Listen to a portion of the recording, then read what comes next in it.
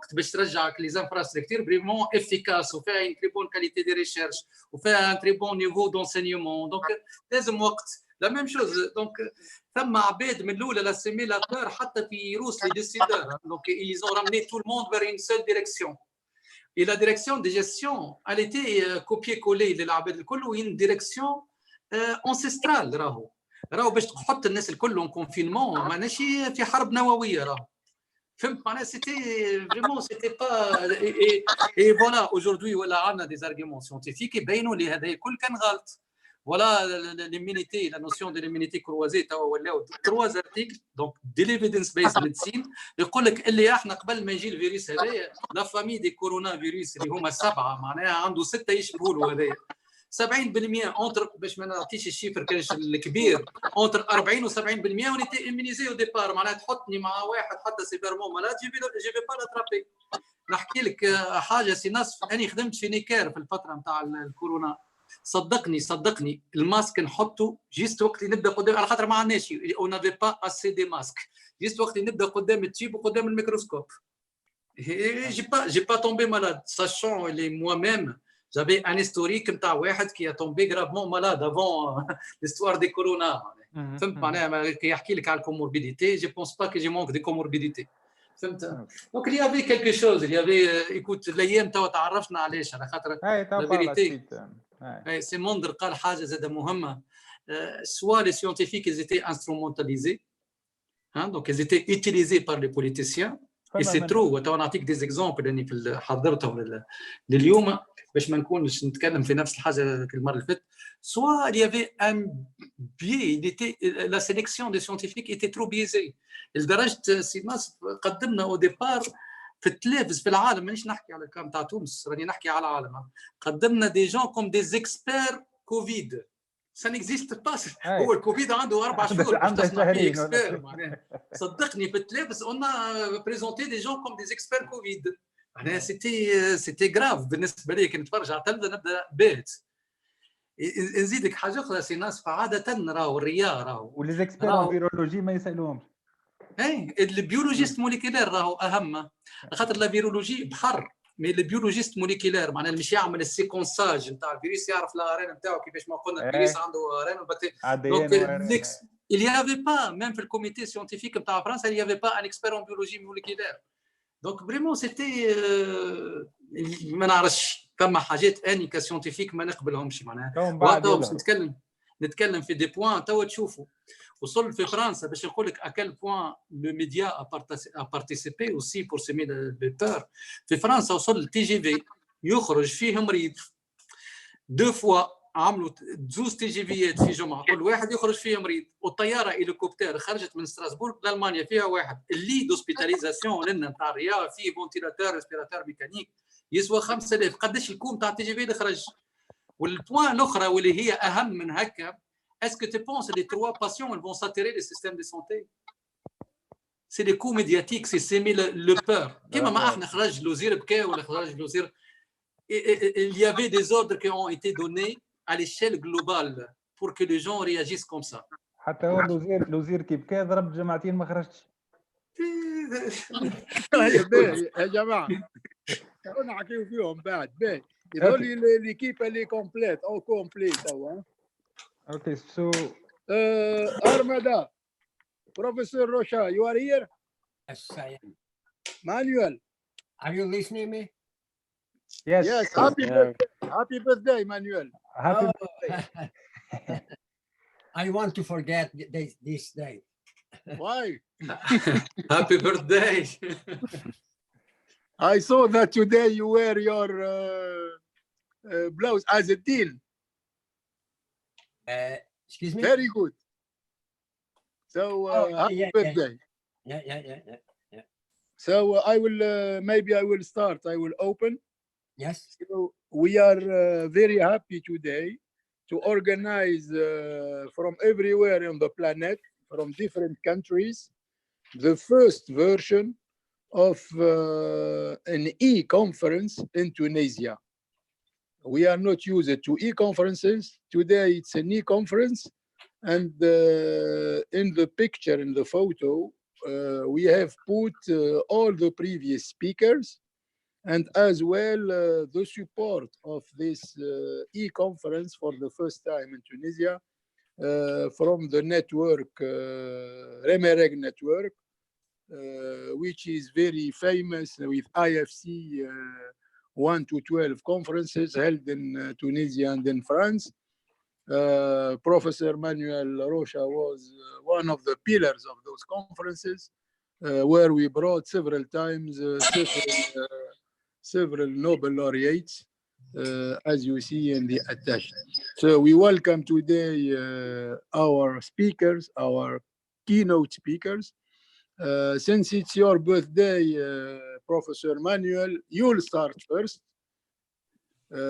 Professor Manuel Rocha Armada is Dean in Minho University in Portugal, and he is also mainly the president of the actual president of European Financial Management Association.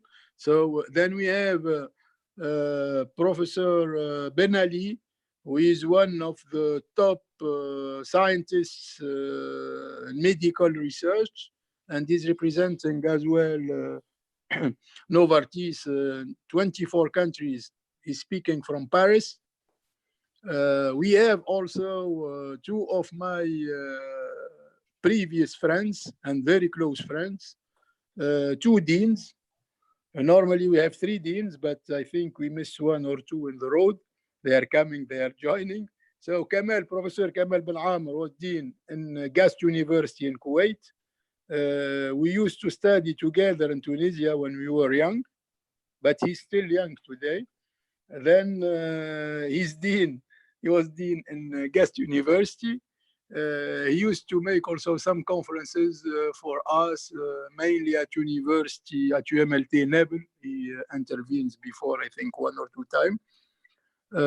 Then normally we have with us Professor Qais Laswad, who is dean in UAE and Sorbonne University, but he has some difficulties to join. Maybe he'll join later.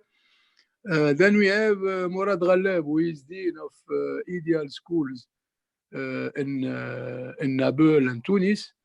I don't think if I don't see him. Did he join? We have also Professor Nasf Abdnader, who is Director of Research in Central Bank.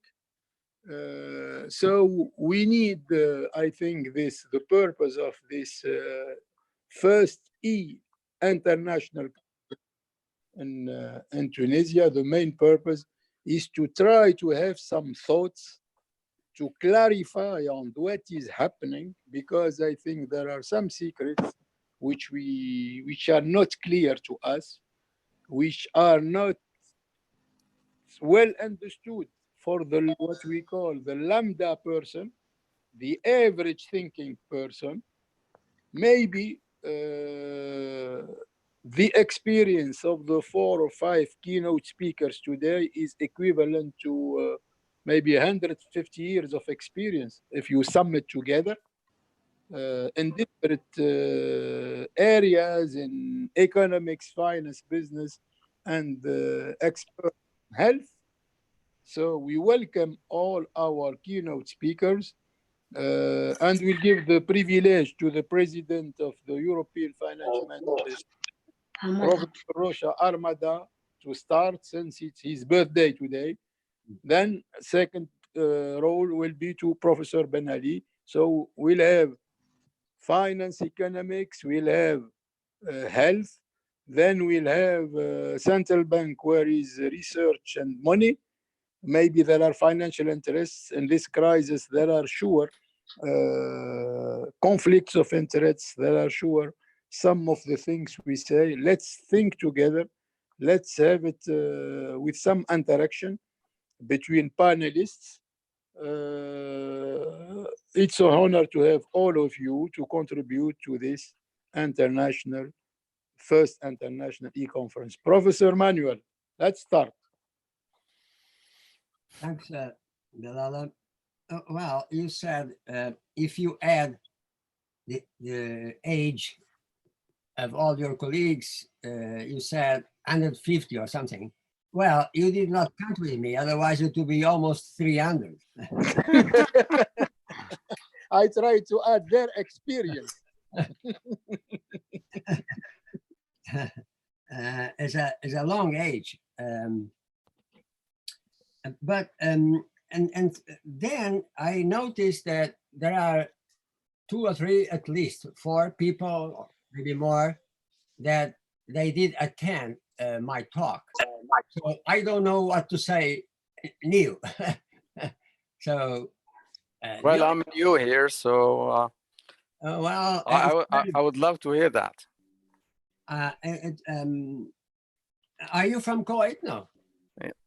Well, I'm originally from Tunisia, but I'm in Kuwait, yes. I have a very good colleague called Batul Asiri. She was my colleague when I was I did all my studies in UK and US. And I graduated, one of them, I graduated in Manchester Business School, where Batul graduated exactly at the same time. So I would love to know where the husband and she's. Well, I'll do a search and then yes. if she's located, Mohammed something. yeah. So, well, the news today called the attention once again for the main, what I believe, and some people might disagree, they are free of, it's very interesting to disagree, to have disagreements. And what I read, what's happening in Beijing right now, and several big cities, Beijing, Shanghai, pollution came back strongly, and as well as in many big cities in Europe. So again and again and again, this driver that I said, it is my strong conviction that this will be taken into consideration for sure in all areas, in all countries, some more, others less. Chinese, they have to control this because of the health problems, respiratory problems, and heart problems. We know the huge impact the pollution environment has on sustainability. Is very important. This is far more important than we think. So this is very worrisome. And also because, as I said 2 days ago, at the European Commission level, Ursula von der Leyen, she clearly stated, and the World Bank is clearly stating the same. European Central Bank is clearly in the same direction. We are willing to finance projects or to give money only if you care about environment, sustainability, and biodiversity. This is one of the main drivers. Otherwise, they will not finance you, anybody. So there will some countries, they have their own resources, so they are not dependent, but there are so many other countries in the world where this money is needed. And even the European Committee members, they will meet on the 19th. So that's why we should wait a little bit, but we already know something for sure. One of the drivers is this one, is this one. Otherwise, they will not finance anything. So the Chinese probably, they have money enough, but if Europe does not cooperate, or United States, they do not cooperate with China, they cannot survive without exports. So the exports are crucial for them, and they need Europe, they need the United States, they need England, they need all these things. But so it will be very difficult for them. So if they are not obeying to the rule, these kind of drivers for the future, they will pay a huge price. This is my conviction. But let's see. Let's see. Well, within the context of these main drivers in terms of climate change, environment, sustainability, biodiversity, it is important to mention that some people, they exaggerate in terms of, oh, the projects they have to, firms, they cannot pollute. Firms, they should change from petrol to some other thing. But even if this is a necessary condition for being financed, there is a second one, which is almost impossible. How can, for example, the European Central Bank to finance a project that takes care of the environment? So in terms of health, so people is at the center of everything. So this is very important. Is people. People is at the heart of everything. So health is also one of the dimensions of pollution. So there are many relationships. So there is another condition. It has to be also, of course, economically and financially viable. So they may not pollute, but this is not enough. They have to be viable. Otherwise, if they are not viable, they cannot finance them. So these two things have to be together. And the second, and there's so many different dimensions. This general one, which I called 2 days ago the digital era. The digital, sooner or later, with artificial intelligence or machine learning or biomedicine, robotics, production lines. So digitally, with so many different dimensions, the financial markets, every second, big data. I think that big data is not a good expression.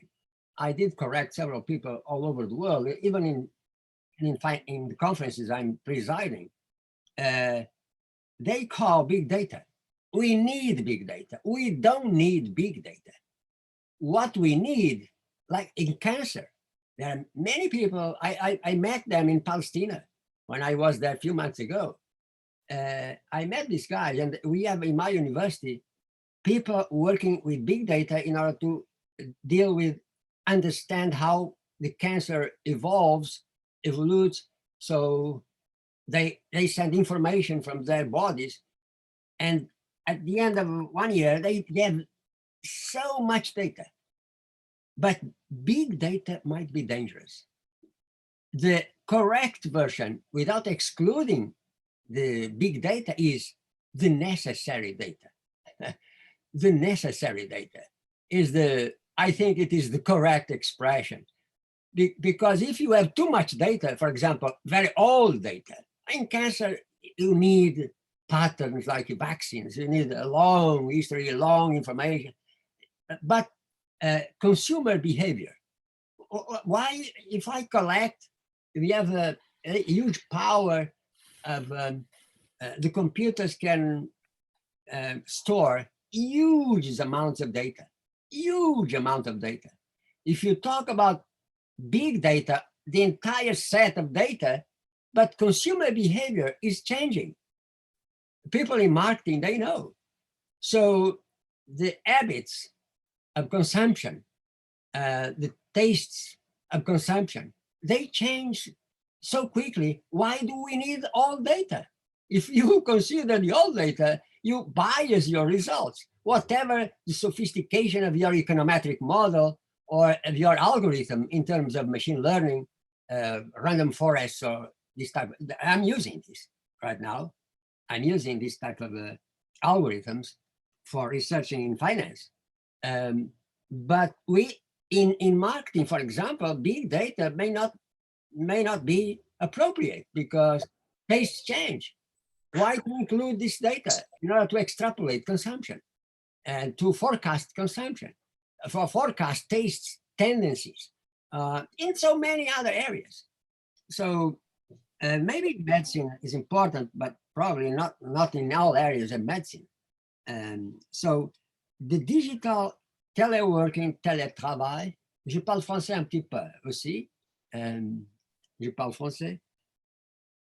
J'ai étudié. Donc, bon anniversaire. Un bon anniversaire, merci beaucoup. So another dimension of the digital, just to launch a few topics. There are so many other areas, so many. Robotics and medicine, teletravail, teleworking. It might be, as I said, might be dangerous if we work too much in our chair without walking. So physically, we might be severely affected by spending too much time with teleconferences or too much time. So, but there are many advantages. So the economy of low contact, as I said yesterday or 2 days ago. So the danger of the digital is to create economies of low contact. People, they don't need to meet personally. So there is a danger of the human relationships becoming secondary instead of being a primary concern. So economy of low contact might be dangerous, and also ethical moral problems with some, broadly speaking, data and machine learning. There is a good example in law. In law, I don't know if I gave you this example 2 days ago. It's a very interesting example. They are doing this in courts now. They use robotics with their brains. They have all codes from all over the world. The laws from Kuwait, from Saudi Arabia, from Germany, United States, everything, every possible thing they have there. So we talk like Siri. Tell me the law number from the year. Instantaneously, the guy gives you the information and prints out for you. So suppose that the algorithm is wrongly programmed. The lawyer who believes strongly in the digital and machine learning with a mistake in the algorithm, the lawyer takes a wrong decision, sends the guy to be killed where he is an innocent. Who is the guilty one? Is the robot? Robo is not, probably is not paying anything. Is the lawyer or is the programmer? Who is the guilty guy? Who is responsible for a huge mistake? So there will be very severe potential problems in this. And also, I'm talking about not artificial intelligence, but some particular problem of machine learning. If this develops as it has been so quickly in the world, in so many areas, I just give one example. In the war, I mean, people, they don't need to fight. They send exactly, they smash cars, and they are guided from Washington or from I don't know where from. So there is no need. So in the end, if machines learn by themselves, think a little bit about, in the limit, this converges, as we say in mathematics, in the limit, this converges for a society where we are not needed anymore. They learn for themselves. There is no need for programmers because they learn themselves. So what is going to be our role in this planet? Is this what? Are we going to swim, sleep all the time, practice sports? They produce anything, coffee, food. They know everything. I can command everything. So in the limit, converging, what kind of world are we? There must be some limits, some regulation. And this is something that it is very dangerous.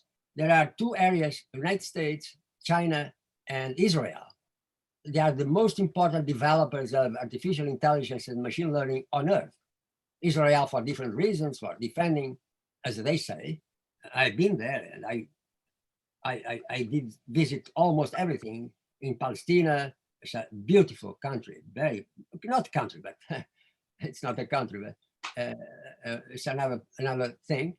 I was shocked with what I said, I saw. So these people, the production lines, they have robotics there. They have programmers all the time. They produce at low cost. People, they don't sleep, they don't get diseases. The workers, they don't exist. Machines, they do everything. They don't strike. So it is going to be so quick, the production line, so huge, and without protests, which is the Chinese like people not protesting. So we don't know if they learn how to protest. This is another thing, because they are independent in the limit. So in the limit, they learn for themselves. They don't care about man. So, but if these areas of the globe, and Europe, more democratic, more ethical, they are very, and they are overcome by these two big areas of the globe. So this means the thing, very important thing, the gaps between poor and rich, between this kind of countries, areas of the globe, and the others will be huge. When I think about Africa, when I think about South America, I know extremely well South America, extremely well. Mexico and Brazil in particular, but not only. And so what about, how can they compete? How can they compete? The gap between the poor and the speed of becoming rich of these areas is so fast. And as compared to the relatively slower evolution in terms of production, in terms of consumption, in terms of money, spending, the gap, the asymmetry of the development created by machines is something that we have to pay attention. And these guys, they don't care. They compete between themselves. They want to dominate the planet, but they forget that there are many areas of the globe they cannot compete with the speed as the others are doing. They don't have resources. They don't have anything. So this is, poverty is going to increase, or immigrants are going to become more and more and more. So it is a serious problem. So digitally, among many other examples, many other examples, there must be some kind of control. In summary, just two or three main ideas, just to create discussion, or if you want, saying that nobody knows what the future is exactly going to be. But curiously, as I said 2 days ago, what we did learn with the crisis clearly showed us the importance for the future, for our future as human beings, climate, environment, sustainability and alike. And on the other side, the digital part. These, I'm convinced, will be the two main, generally speaking, the two main drivers that is almost impossible not to be considered. Different speeds, different countries, almost impossible. Curiously, I am more confident in terms of the future in relation to the drivers than I am solving during 1 or 2 years the pandemic crisis. This is far more difficult, and it's going to vary from country to country, even inside the same country, from region to region, interior versus towns versus small villages. The speeds are going to be different, but far more difficult to solve than this. Belala, just not to repeat myself, I just summarized my intervention the other day. Okay. Thank you very much, Professor Manuel, because when you say Balala, there are 3 Balalas attending. Oh, Monday. Oh, I did not notice that. Oh, there yes. Professor Makram Balala, who you know since a long time. Is your brother? Yes, there are Professor Makram Balala, you know, I know from a long time. Yes, I remember him very well. Yeah. Who is a specialist in international finance. You have my son, Adam Belala, who is director manager at BNP Paribas. Well, I knew Adam when we was a kid. Exactly, it's that one who you know when he was on my neck in the conference. Yes. So thank you very much, Professor Manuel, President of the European Financial Management Association, and also Dean of Universities, Minho University, yeah, in Portugal. Sorry? School of Economics and Management, which is 5 faculties. Yes, 5 faculties, Dean. I remember, Professor Manuel, before we signed a collaboration between your university and the network, the Remereg network. Yes. Yes? Yes, I remember that. Yeah. Maybe it will be an opportunity in the future to activate it. We rely on your help because you are always helping developing countries and helping in the democratization of teaching. I find the speech very well about the robot, and I remember I saw a movie which is speaking of the future, where a man was married to a movie. So you can do everything. Maybe a robot can do everything for you except a marriage. Anyway, it's another area and the subjects of discussion. Now, the speech of Professor Ben Ali, who all of us know. You don't mind, before going to Dr. Ben Ali, why don't we have a question-answer session with Professor Armada? Otherwise, we'll kill him with questions, and one question from you then. Well, he mentioned one point about immigration, when he said in the new economy we will be seeing immigration. Will that increase the immigration? But what I'm seeing is exactly the opposite. Because of the technology, people will be staying in their home countries and they'll be working for large international companies without moving to the host country. No, what I said, it was in the long run, not now. Can be minimized, but if the gap increases, the gap between poor and rich will increase enormously.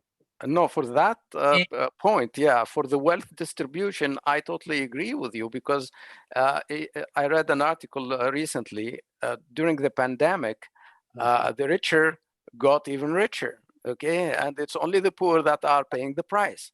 Yes.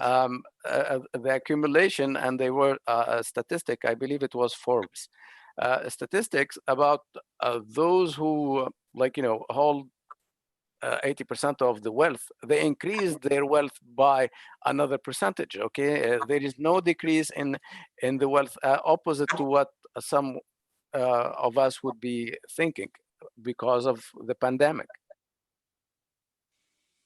I know some African countries, they are trying to introduce robots in their production line, but there are so few. Okay, so few. I know Cape Verde, I know Angola very, very, very, very well. Mozambique, Guinea, South Africa, I know Malawi, I know all these areas of the globe. And I know that some of them, they are developing already, but the speed is so slow as compared to the speed of the others, that the gap sooner or later is going to increase, unless Europe and some strong areas regulate. This is what the message. We have to say, to try to get an agreement so that the digital and the robots, they must have a limit in terms of action. They are very useful in terms of medicine. We know surgery, for example. The supercomputers, they study cancer. So this is enormous advantage. Nothing against robotics. So it's when this tends to too much, and in particular machine learning, well, without regulation, so anybody can do crazy things. Well, even now we have people in power, they do crazy things. I avoid to mention their names, but they are very well known. Thank you. Thank you very much. So let's move. Thank you, Professor Rochar, Madam Manuel. Thank you, Professor Kamal. We move now to our second keynote speaker, Dr. Ben Ali, who is now famous to us and well known to us. He's ranked among the top 2 in the world in his field, in cancer, and his main area. And also he serves as MD Managing Director for Novartis Laboratories in Europe, representing 24 countries. So let's hear his. Okay, thank you a lot, Monder, for the presentation. Thanks again for the Mediterranean University for the invitation. And thanks to all orators. It's a pleasure for me to be with you today. Again, I want just to remind that my presentation isn't to criticize or to give lesson. I want just to focus on the deficiency in terms of the crisis management for healthcare. I know that there is a lot of positive points. One of them is the solidarity and engagement between the healthcare practitioner, the solidarity between people. I speak about the association or the cooperative groups or patients groups. So a lot of solidarity, but I want to focus just in the deficiency in the management of this crisis. There is a lot of questions that I'm starting repertorying, and I want to share with you today. I don't want to repeat the same speech that the last time, and I will speak only about other point that I never highlight before. But the point of World Health Organization, I can do without speaking about it. First of all, it's I call it expectation versus reality. So for this World Health Organization, our expectation was to manage the international fight of the pandemic and to be to do with a trustful recommendation and guidance based in evidence-based medicine and scientific knowledge, creating a bridge of solidarity between North and South, sharing knowledge, sharing best practice, or as said by our colleague in last virtual summit, Mohammed from Saudi Arabia, test practice and not best practice, coordinating research to avoid to replicate to replicate efforts and waste time in this emergency event. But unfortunately, the World Health Organization was again the weak link in the management of the health crisis, and his chronic deficiency was exposed today and very known for all of people. The second point that I wanted to speak about is the interaction between scientific and politicians. And I feel, as a scientist, I feel that the scientists have been instrumentalized by the politicians. First of all, if we look to the composition, if I can say, of the scientific committees, and we will feel that there is no scientific person in the scientific committee. And the choice was done not on their strong publication or their strong expertise, but it was done according to their link or politic link or ideologic link with politicians. And this is a very I think dangerous point. The second thing, they was asking to give legitimacy to a political decision already taken. Or I can give as example here in France, there is a famous two events. First of all, organization of election, first tour of election, in the full peak of the epidemic. So, and this is, the politician was saying, according to the scientific committee, we can organize without any dangers. And it was a big mistake. The second thing, and I think all of us remember of it, that due to the fact that we haven't stock of masks, we was saying that the scientific committee don't recommend the use of the mask. It's just for patients and not for all the population. So this is examples for France, but in Tunisia also there is the same example when the scientific committees calls for victory and attributes I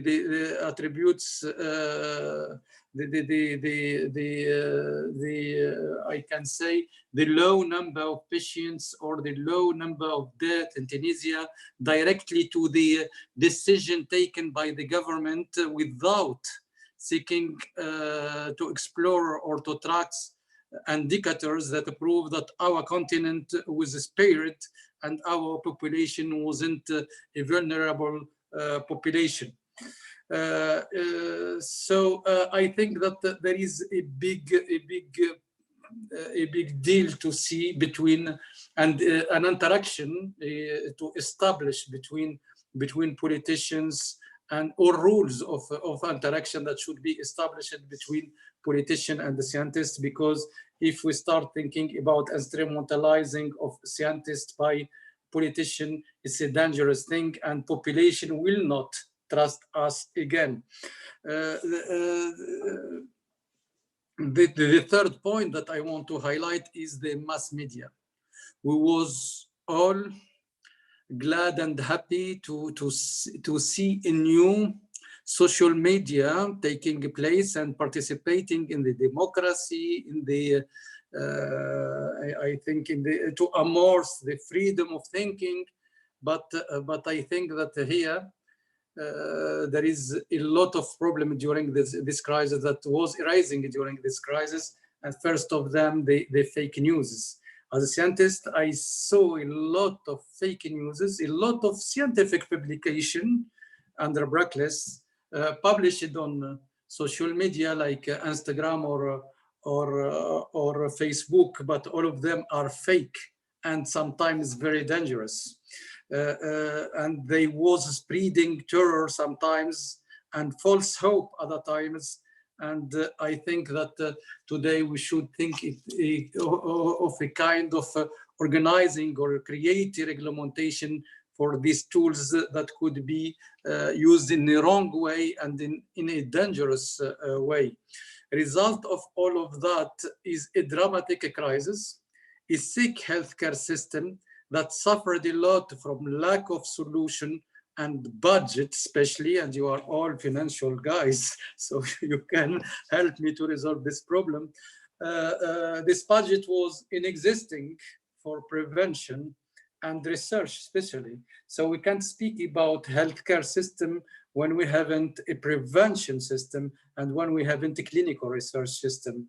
So it was just a treatment care system suffering from lack of equity also, lack of equity, and it's important also to differentiate between equity and equality. So this treatment system was infected, and the health and well-being was touched, the health and well-being of population, and the contamination spreads to other area.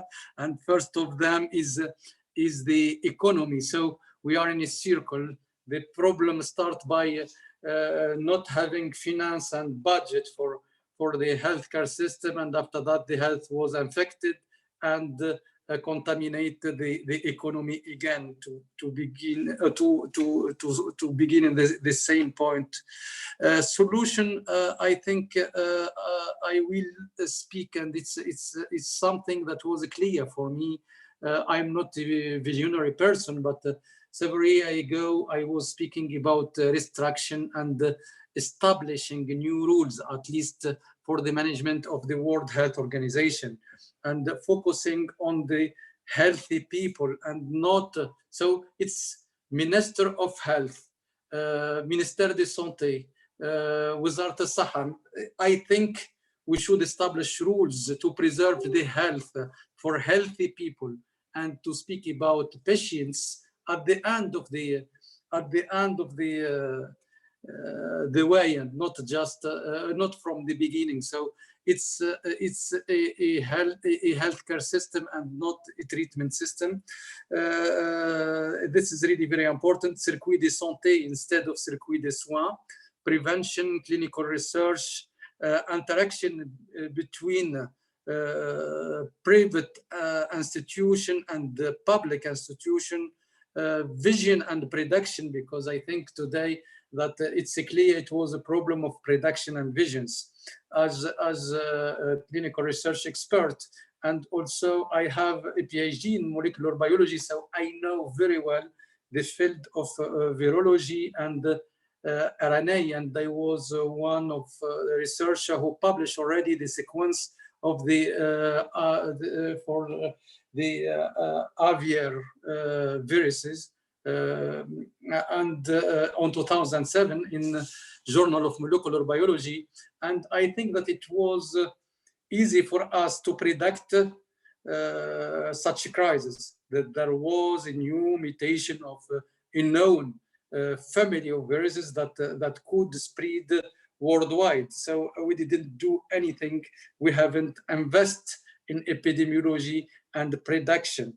The continued medical education, again, it's a big problematic today, and we see all that scientists and especially clinician, practitioner, had a big problem. They didn't understand the difference of management of the disease, clinical research, a lot of controversies. I know that science is based on controversies, but we shouldn't give the impression to people that we have a lot of hesitation. Today, we haven't people that trust us again when they see that we have a lot of hesitation. Until now, we are not clear. Instead of speaking about minimal risk, we are speaking about big risk of second wave, and it will not exist. And I will say it from now. Instead of speaking about management of symptoms and waiting for innovative drug, or saying that we will not invent a new drug for that. If we will do our best, we will do the repositioning of an old drug and focus on the management of the symptom for patients waiting for the result of clinical research. But nothing from that was happening, and I can share with you what I was receiving from my colleagues practitioners every day about what we will do with our patients. So it's clear for us that we should invest again on the continued medical education, and to give new solution for physician and the practitioner. We should adapt them to the new situation, because I think that the medicine was evolving and the knowledge around medicine is evolving, and Dr. Google today is already can take over some practice that was doing a few years ago, and today patients are waiting for other things, that knowledge that they can find on Google or other sites. So I think that we should adapt ourselves to the new situation. I think that the technology is evolving a lot, and that's why medicines and the medical science is evolving, and our education should change, and at least we should establish new rules for continued medical education. So this is what I want to share with you today, and I'm ready to continue interaction with you. Thank you. Thank you very much, Dr. Ben Ali. If there is one question, otherwise we move to the next keynote speaker. I have a question. Yalla, Professor Manuel. Yes, I do agree very much with our colleague Ben Ali. But no doubt the World Health Organization should not have politicians. As I said 2 days ago, one of my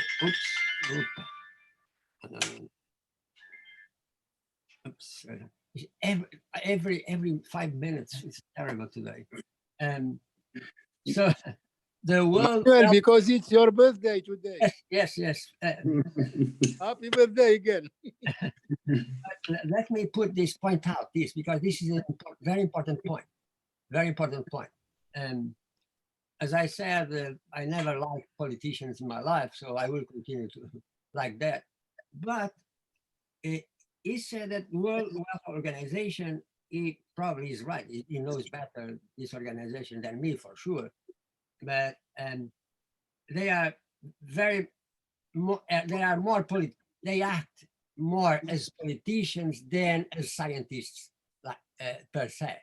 So this is a very important point. So we cannot have organizations with politicians, even if they are kind of experts in but on the other side, immediately after our colleague Ben Ali said there are fake news, and we have problems at the scientific level because scientists themselves, they fake. So the World Health Organization might have scientists, but they are not free of bias. They are not free of bias. So, of course, they are physicians, they are doctors, they are virologists, they are whatever kind of area in medicine. But we have so many examples of fake articles, papers, fake discoveries. Like the most important one was Japanese from Harvard, who tried to pretend to take the lab experiments in terms of cancer, and he committed suicide. So it is not because we put physicians there that we are free from bias, or they can be bribed. They can also be bribed. So it's not in principle, yes, they should be there, not politicians per se, but at the same time, this is not the guarantee that the organization would work properly. This will not be. Of course, we need more investment, and we need, as I say, regulation. We need that. As I said yesterday and today, without regulation, but there are countries they don't want you as Europeans to regulate China. They don't accept that. Chinese, they don't accept. United States, they don't accept to be regulated. They don't accept. And this is a huge problem.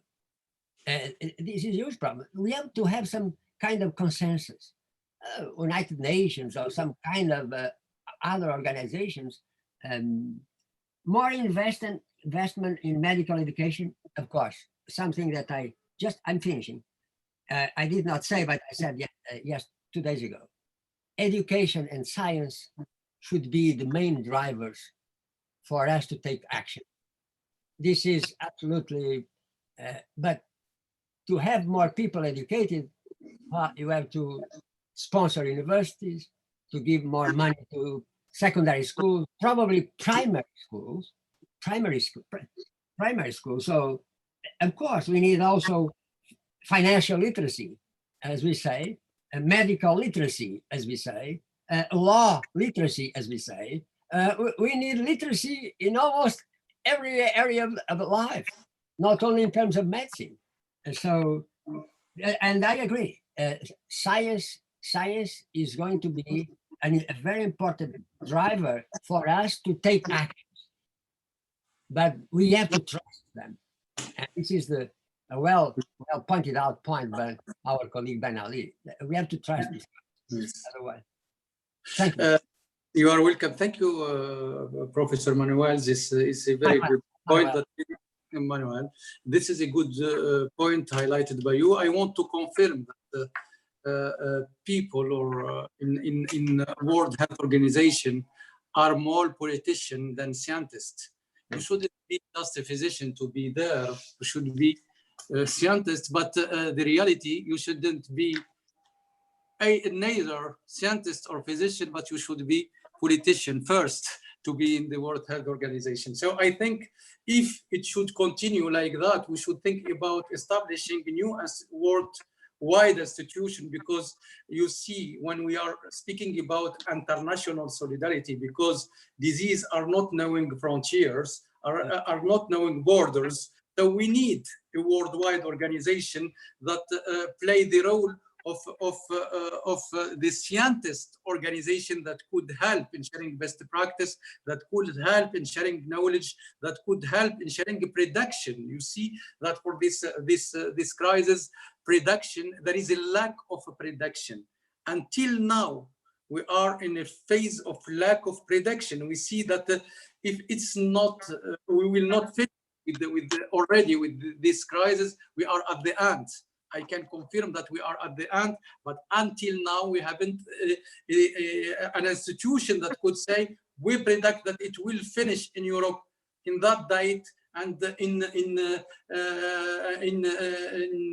US in that date. So lack of production. So we need an institution. We need to establish new worldwide organization, perhaps with less politician, but with more scientists. This is the first point. The second point was about the credibility, or how we can trust scientists. And there is another point. When you mix money with science, we can't do science, really. You can do other things and not science.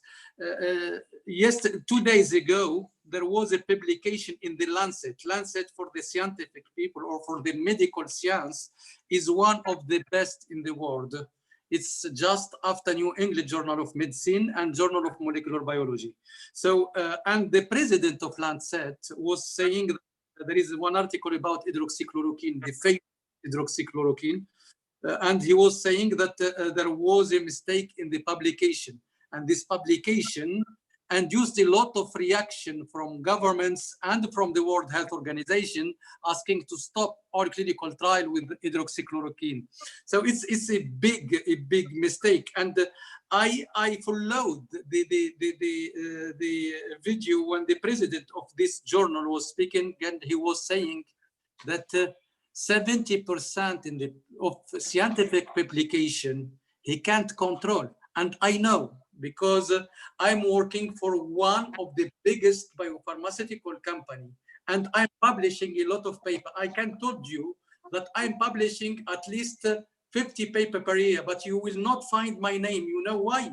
Because we are choosing orator to not say that there is a conflict of interest. So I will choose a practitioner working on hospital who never see my research, and I will put his name and I will publish. I will put it in New England Journal of Medicine or Lancet. He will be happy, and I will pay him. I will pay the journal, because if I will speak about the drug for cancer, innovative drug of cancer, the journal will be paid for 1,000 of exemplar in the first day. This is the problem that we have today. Could we continue doing science like that? Could you continue making science and putting the money under a private company? It's not possible. I think that the budget for science should come from public organization. I think that we should think about also scientific journal today, because we can't continue publishing in the same way. I can confirm it. I can say that I'm one of people who publish a lot in oncology, but I spent 15 years in biopharmaceutical company and always in strategic position. So I'm in routine interaction with the scientific journal today, and I know the rules that the majority of people are ignoring, and I know what was clear today with this crisis. So you can publish controversies. Controversies is the rule for science. We know that there is always controversies that make the evolution of things, and they make evolving the science. But when you are speaking about drugs and saying in the same day that this drug is effective, and the same journal, the drug is effective and it's not at all effective by toxic in the same day, this is, I think, that a very clear conflict of interest. So money, budget for science, but this budget should be managed correctly and not managed by private. I can continue with continued medical education and the education today, this education in medicines, and even when you are in your first class, in the first year of medicine in the university, the fees and your courses are paid by biopharmaceutical company, and you ignore everything about drugs.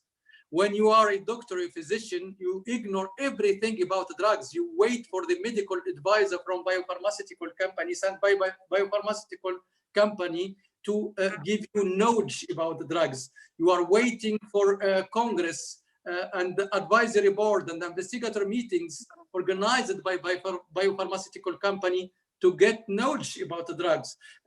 When you are working for health authority, when you are working for what we call HTA, agency that assess drugs, you have already conflict of interest with the biopharmaceutical company, and you will assess their drug. It's not possible. I think that the coronavirus, COVID-19, is exposing all this problem for all people. And today, if you are not seeing that in mass media, you should think that we are discussing a lot about that between colleagues, between physicians, because I think we should say stop to this system. We should rethink again to reestablish new rules. I'm not against that biopharmaceutical company continue developing drug, but I think that hospital should continue to manage patient, and the hospital should continue to create knowledge around diseases, and we shouldn't give these tasks to the private company, to biopharmaceutical or insurance company. So this is the point. Thank you. Thank you very much, Dr. Ben Ali, for this very important clarification, which leads to the basic things. When we were kids, the father pays, and the father gives orders. This is exactly.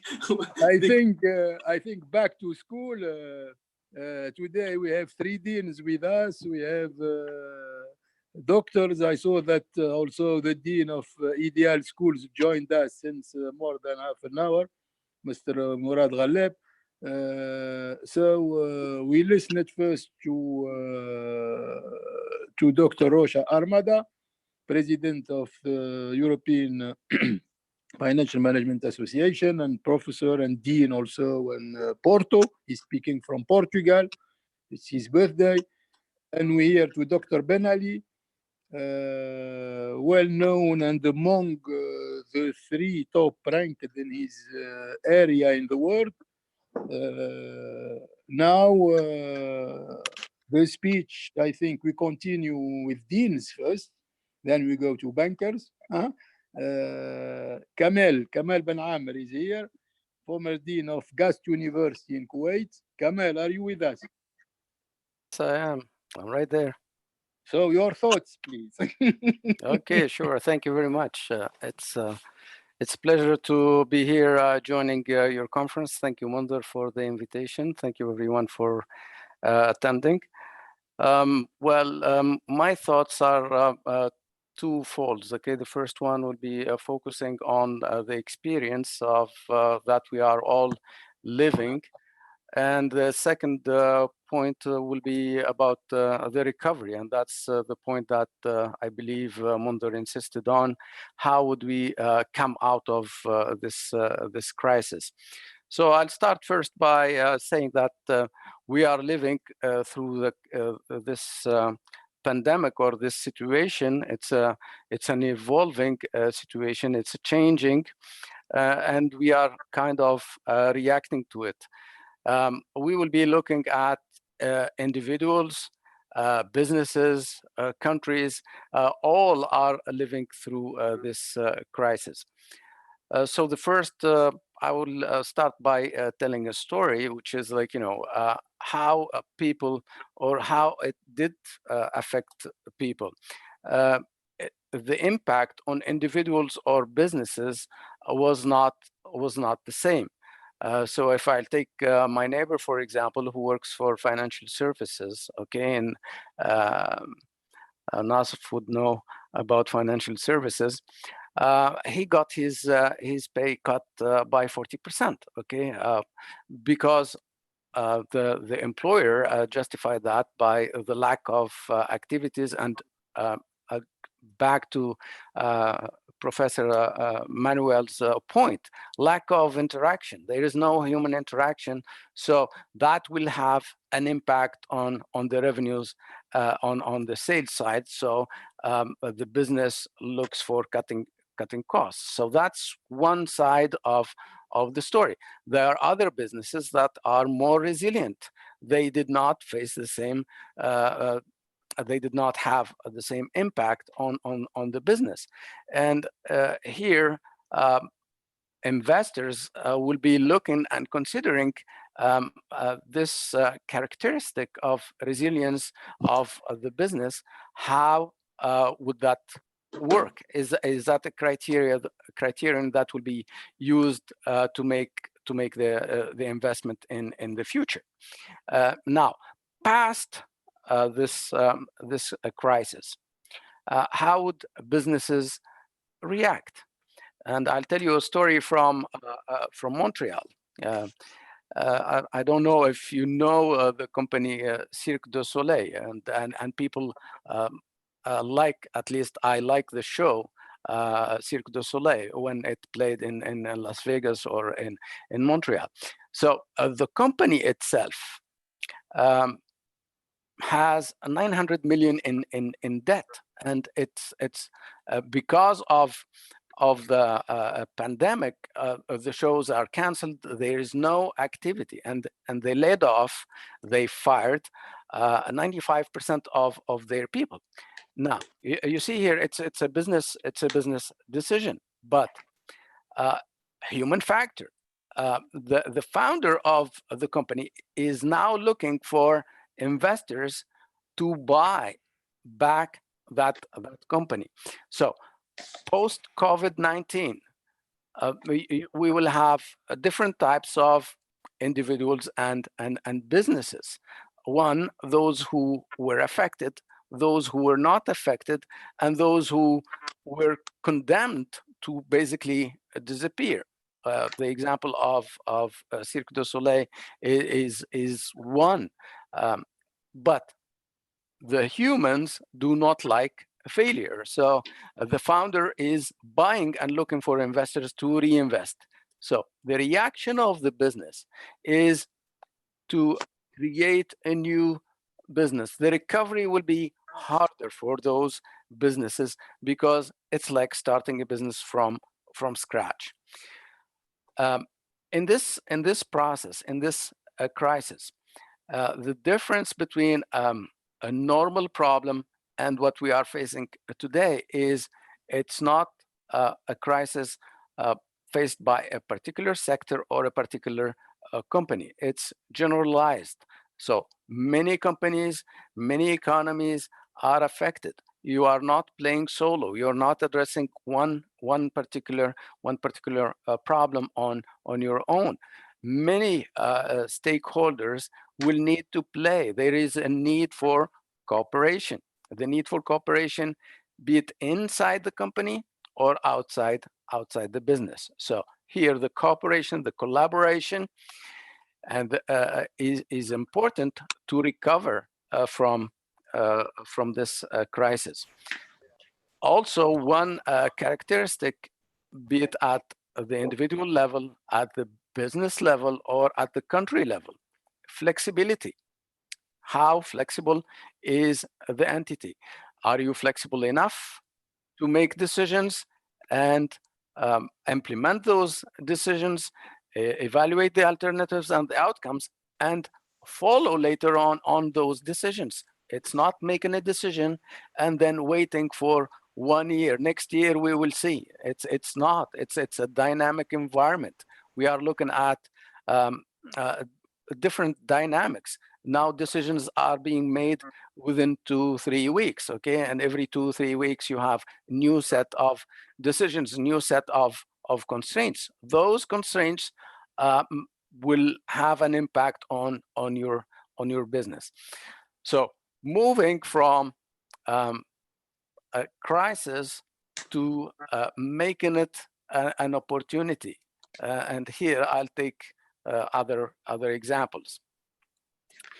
Personally, well, even if I'm using, and I was using some of the new technologies, it has never been as in the last few weeks, and that's because of the pandemic. There is an obligation to deliver the material, the courses online. So use the technology. Now, even if it was available, it's not the same way as using it. And this will have an impact on the future way of how we will deliver our services or our products.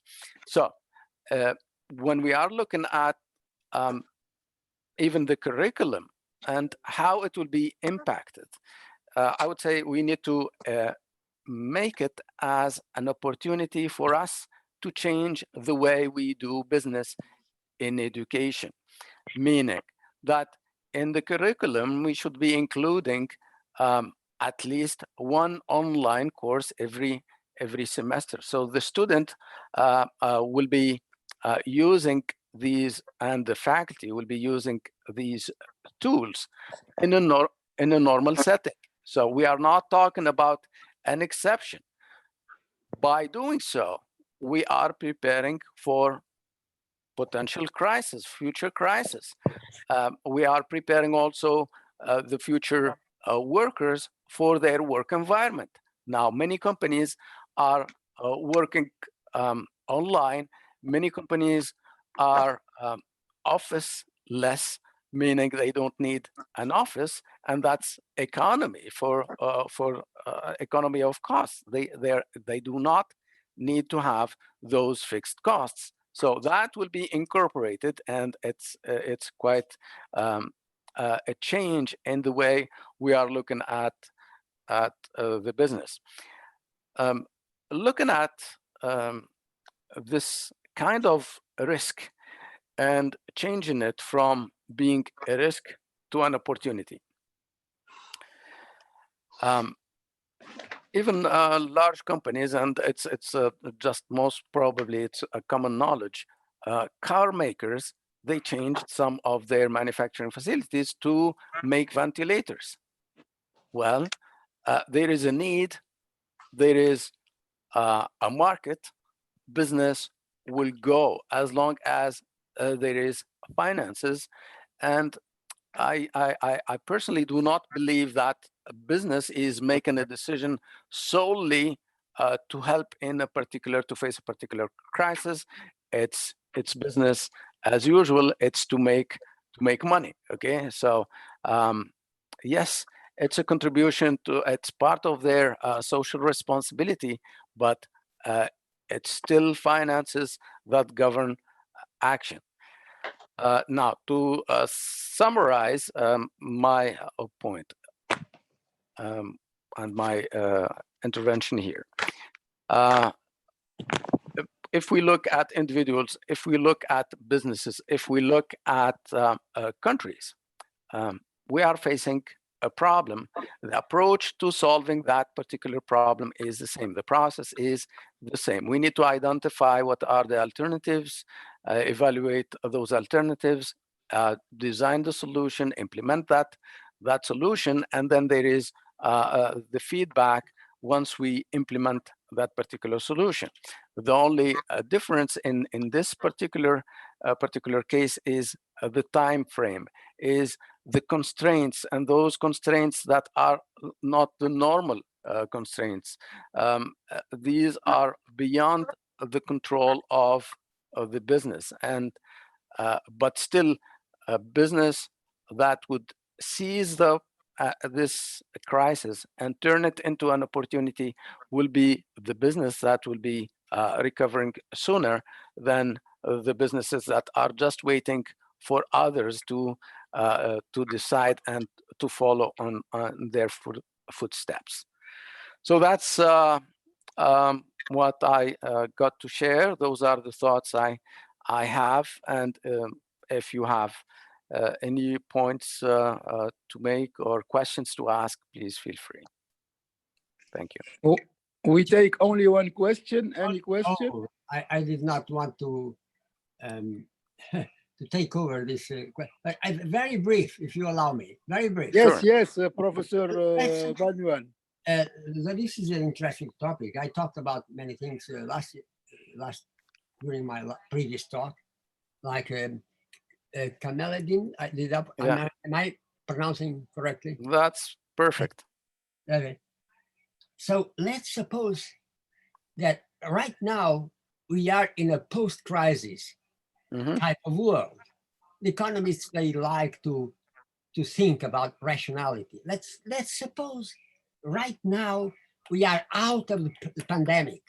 I'm not excluding, like our colleague Ben Ali, prevention. We should all work every day for prevention, which is very important. But let's suppose that our factories, our agriculture, in our schools, we had production lines full of robotics. We have stocks managed by machines. We had the possibility of something, if something happens, we can go home and have the telework. We already have this. Suppose we are in this world right now. What about what the economy would suffer with the virus. The economy would suffer very little, relatively speaking, right? Exactly. So this is exactly what the message I'm wanting to convey. If right now we had all our firms, agricultural sectors, banking, education, prepared as we are now, good internet, students can learn from home and we can teach from home. So the factories and production lines mainly are imports, exports made by robotics. So suppose we had no a crisis in the economy, or very small or very little effect on our economy. This is a society I'm dreaming of for the future. Exactly my message. Yeah, and that's the point I'm trying to drive here, which is like, you know, let's turn it into an opportunity, and it's be prepared, because personally, I prefer being in a classroom. But of course. yeah, but if something happens, a virus if comes, anything happens, we have alternative. We are ready. As I said. Exactly. Thanks, Professor Kamal. I share exactly and perfectly your thoughts about digitization. I'm really happy that to converge on the same direction, that all of us, we are speaking in the same spirit. Yes. It's because of this digitalization that we are doing today the first international e-conference in Tunisia, with your participations. Mainly, many of you are deans. Today, at least, there are 6 deans in this conference.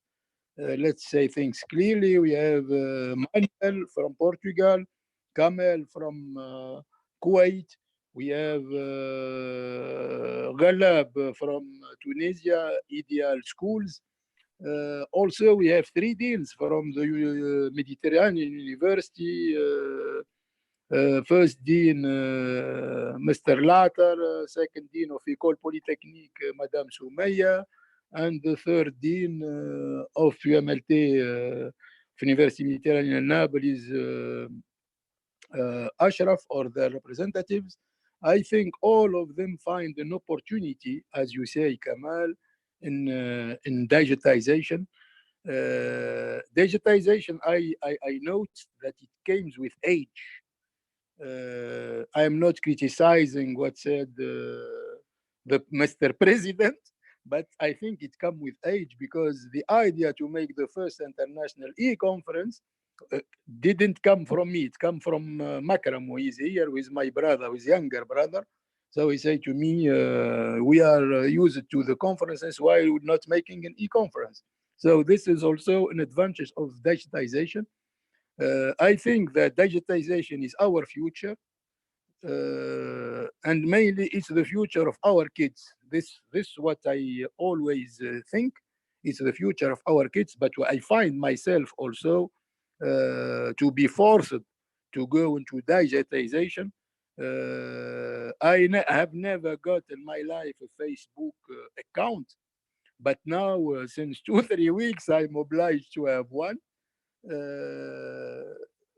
All those social media, digitization, without this, in this crisis, we'll all feel completely handicapped. I think, sorry to interrupt you. If it's for marketing purposes, the younger generation, it's more Instagram. Facebook is not that popular. Okay. So this is a proof, Kamal, that I'm not really digital man. So thank you for your comment. The children, our children, find it much more easier to manipulate things than us at our age. That's why now I give the speech to Professor Murad Ghalab to speak of digitization at ideal schools. and how he has overcome this crisis and what is the future of digitization according to him in his schools. Mr. Murad, تفضل.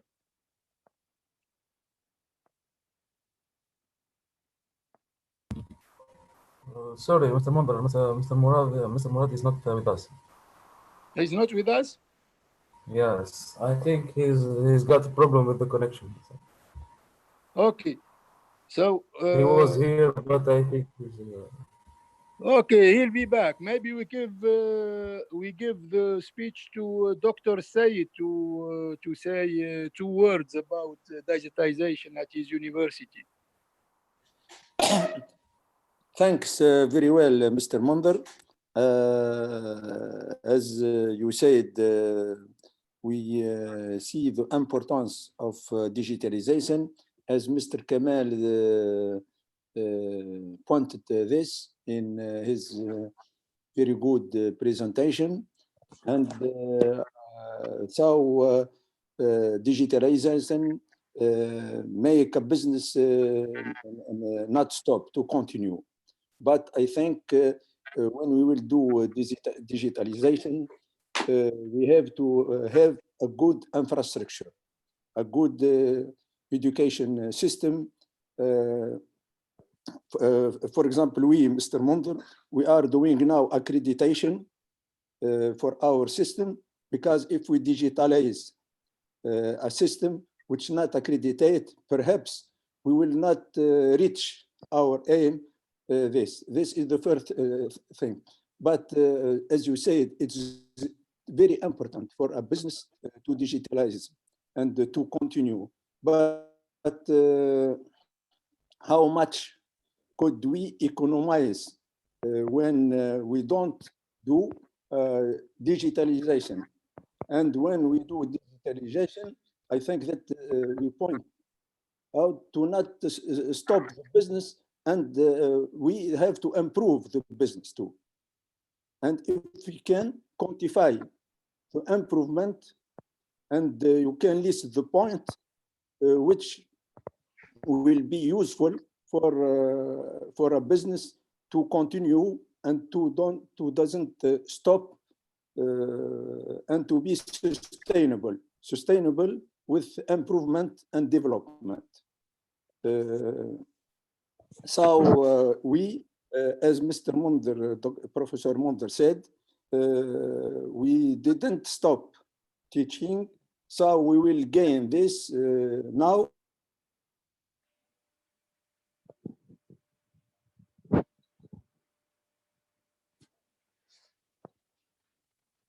Hello.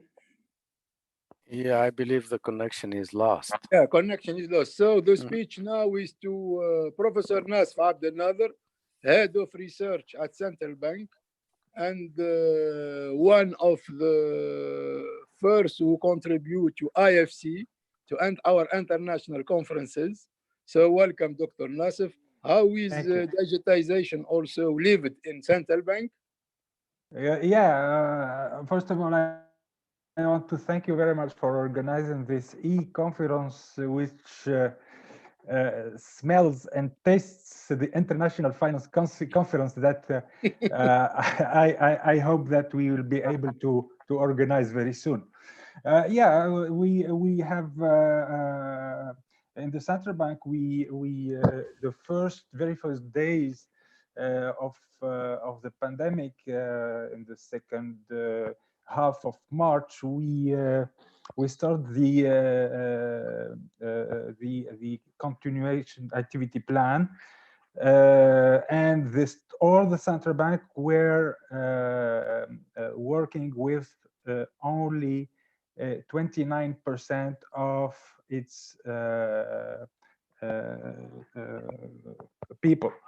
And then now we are working with 50%, and in the 14th of June we will have 100%.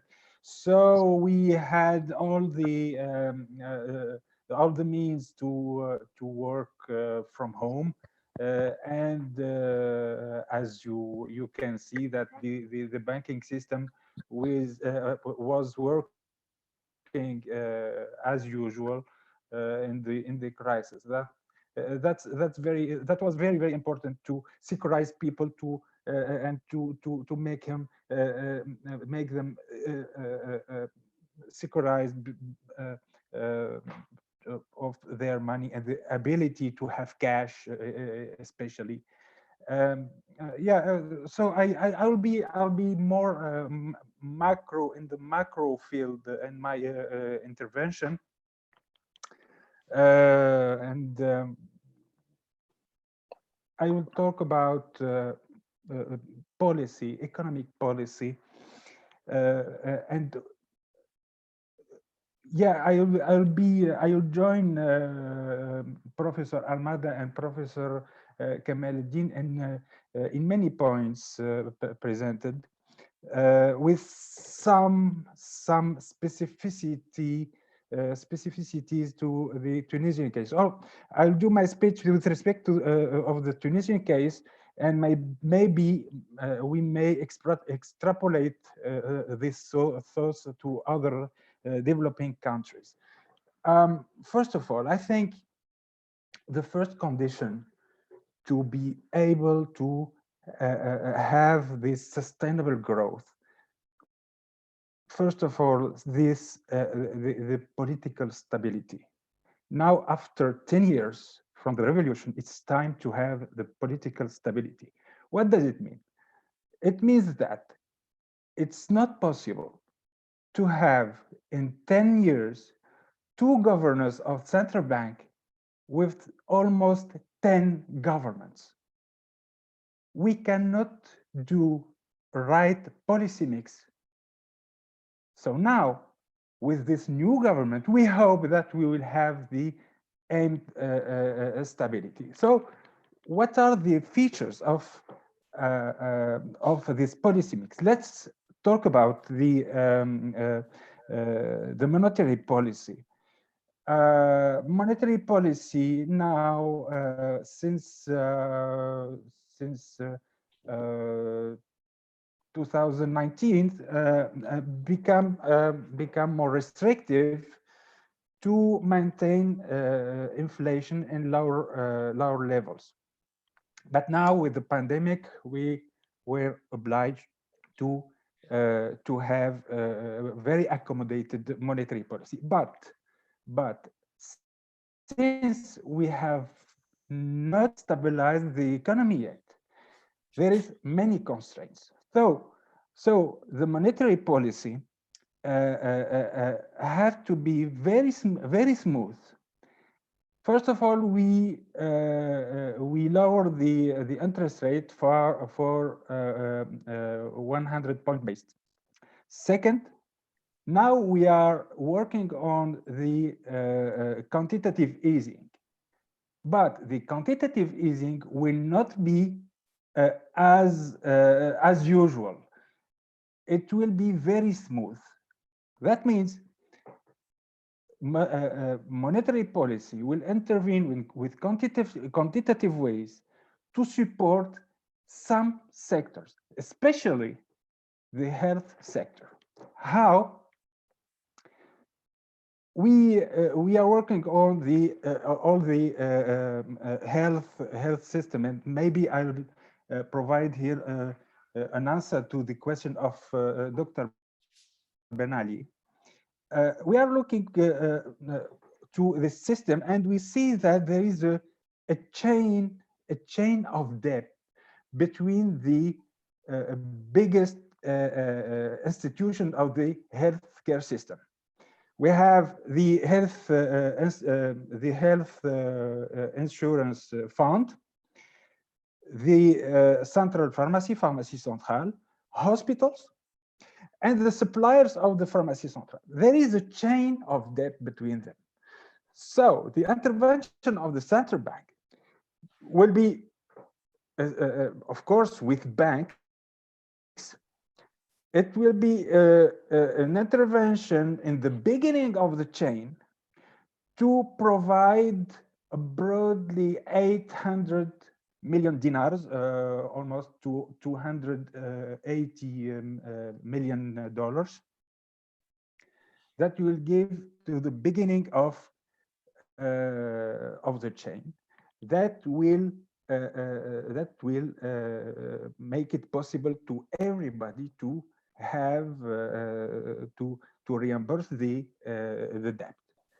This kind of intervention will not be as inflationary, if I can say that, as, for example, the monetization of the debt, of the public debt.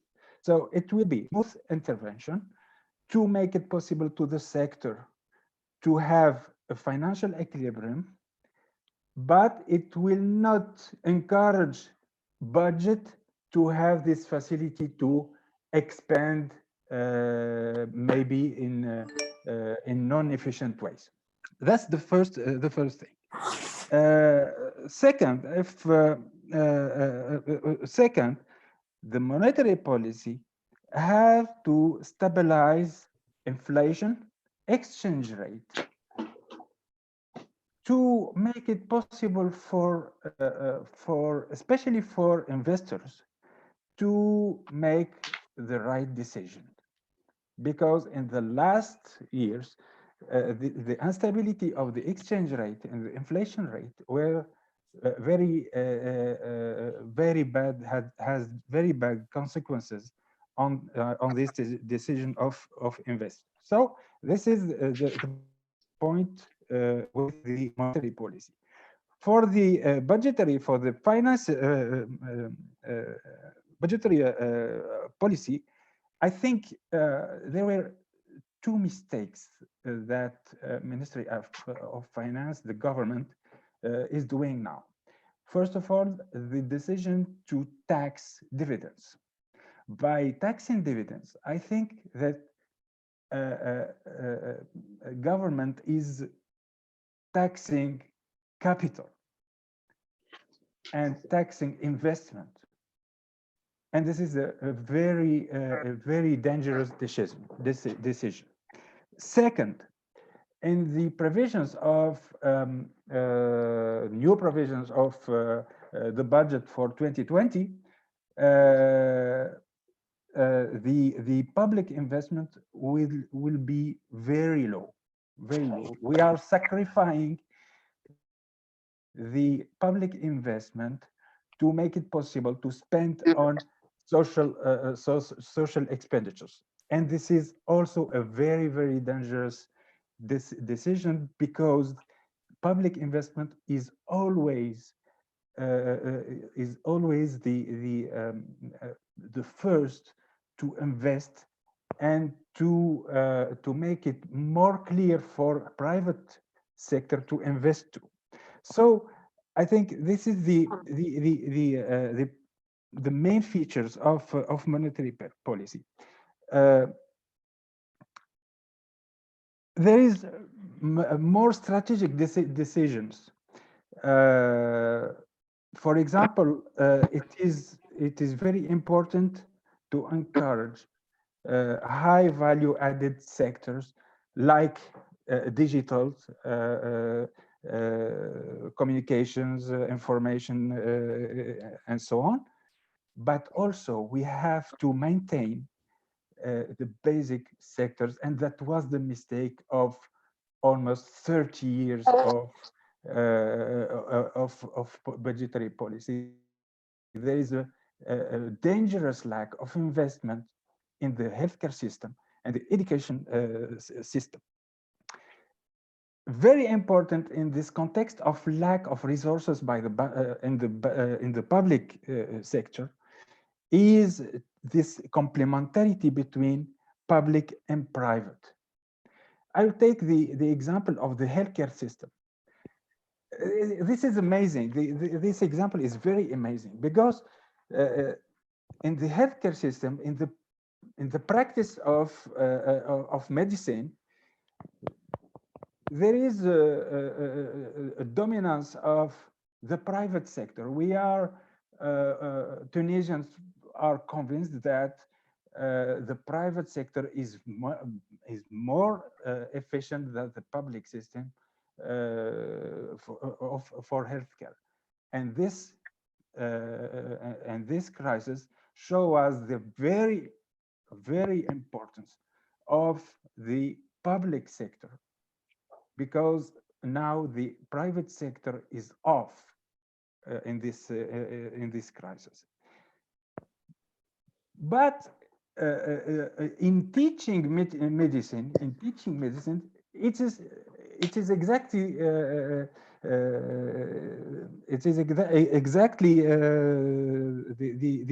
the symmetric case. There is only the public universities who provide teaching in medical sciences, and there is no private sector. So we have a lack of competence. We have a lack of people working in this sector. So this example shows that we have to have this complementarity between private sector and public sector in both in practical and in teaching. Final point of my intervention is the sustainable growth. I totally agree with Professor Armada, but let me be somewhat provocative. With respect to developing countries, now, for example, in Tunisia, we are on a race to have the highest rate of growth possible. That means that environmental friendly sectors will not be the priority of the government. I think 3 days ago, there was a speech, I think by, I don't know, but the idea is the key of growth will be the sector of phosphate and energy, which are the most pollutant sectors in the country. So we will begin with that sector to have the maximum of growth. So I don't know, maybe for developing countries, environmental issues are considered as luxury because the disequilibrium, the macro disequilibrium, make it very important to realize growth first.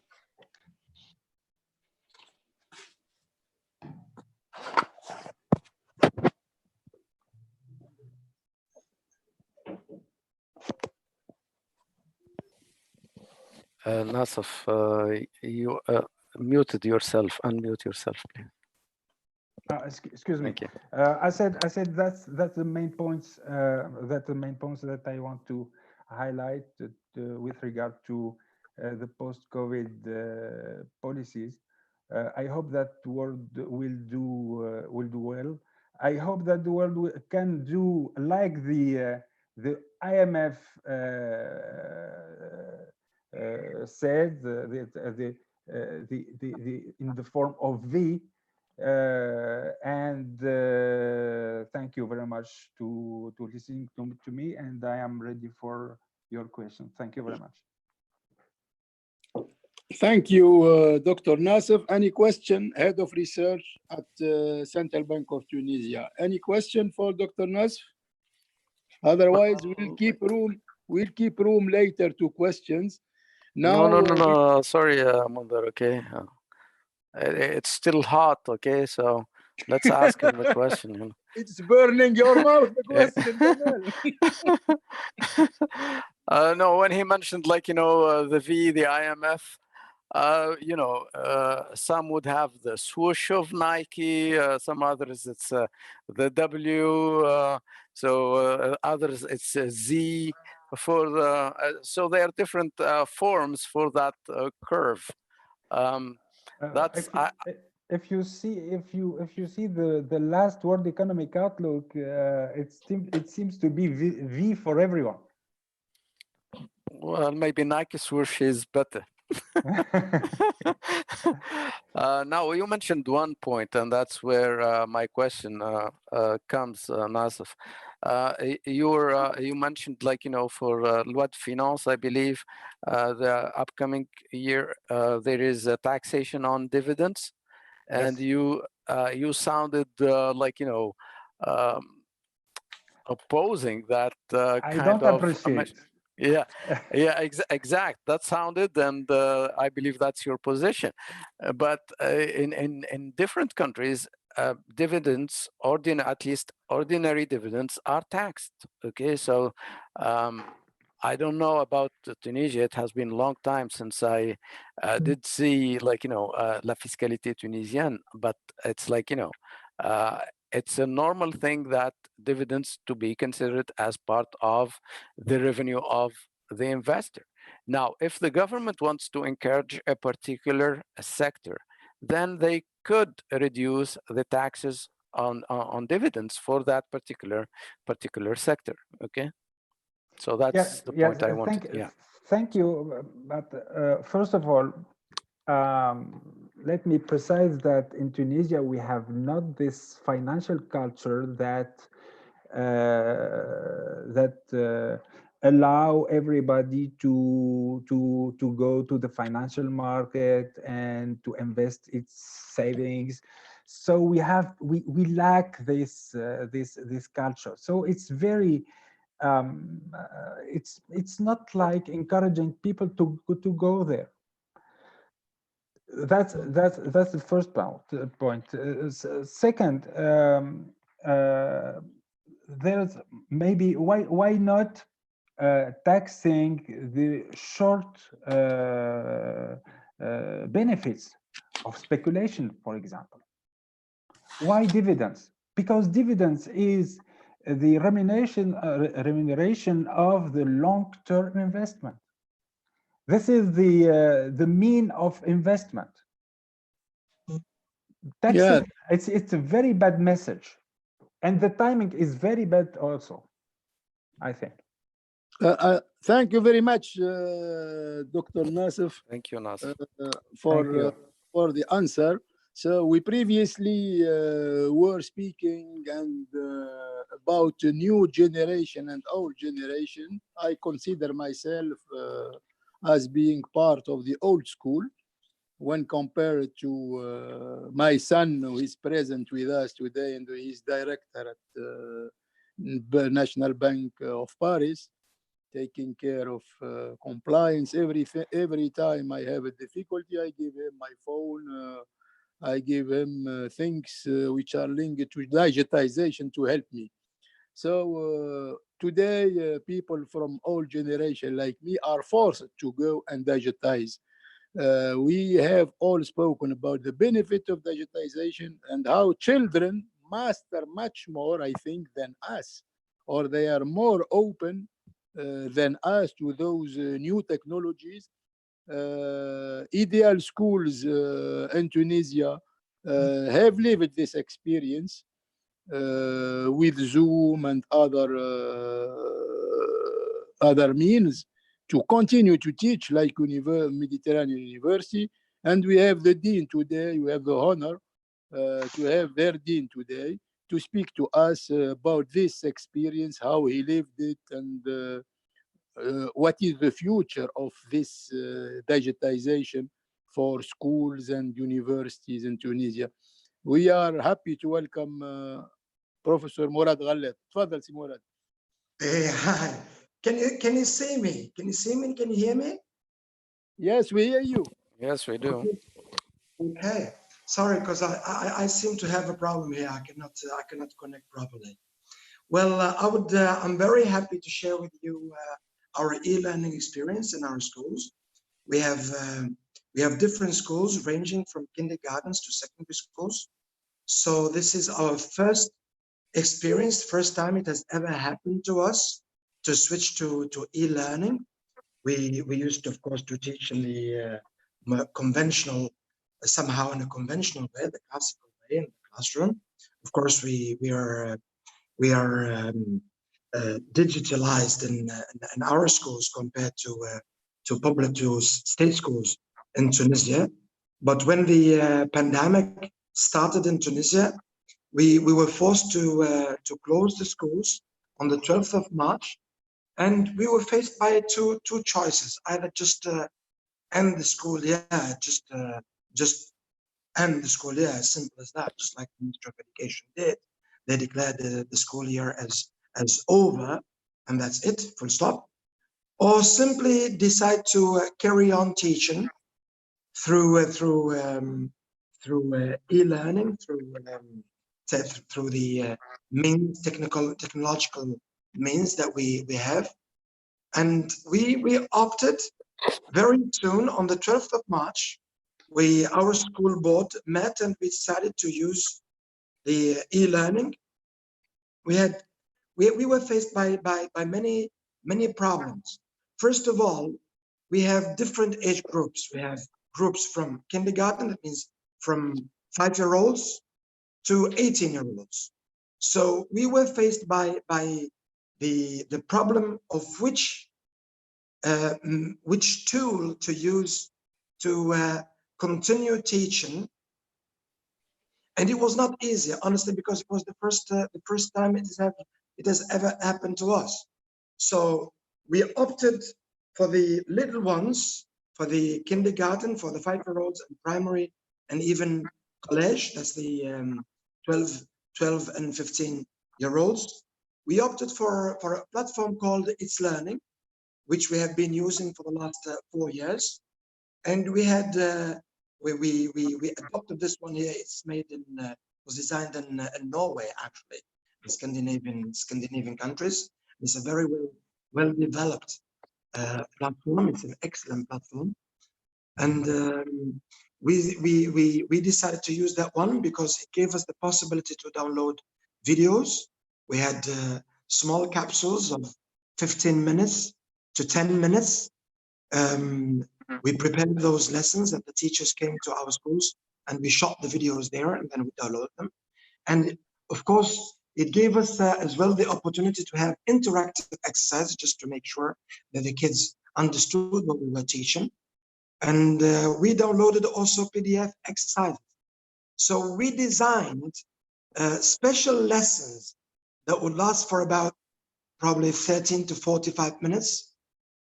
And they had to be complete.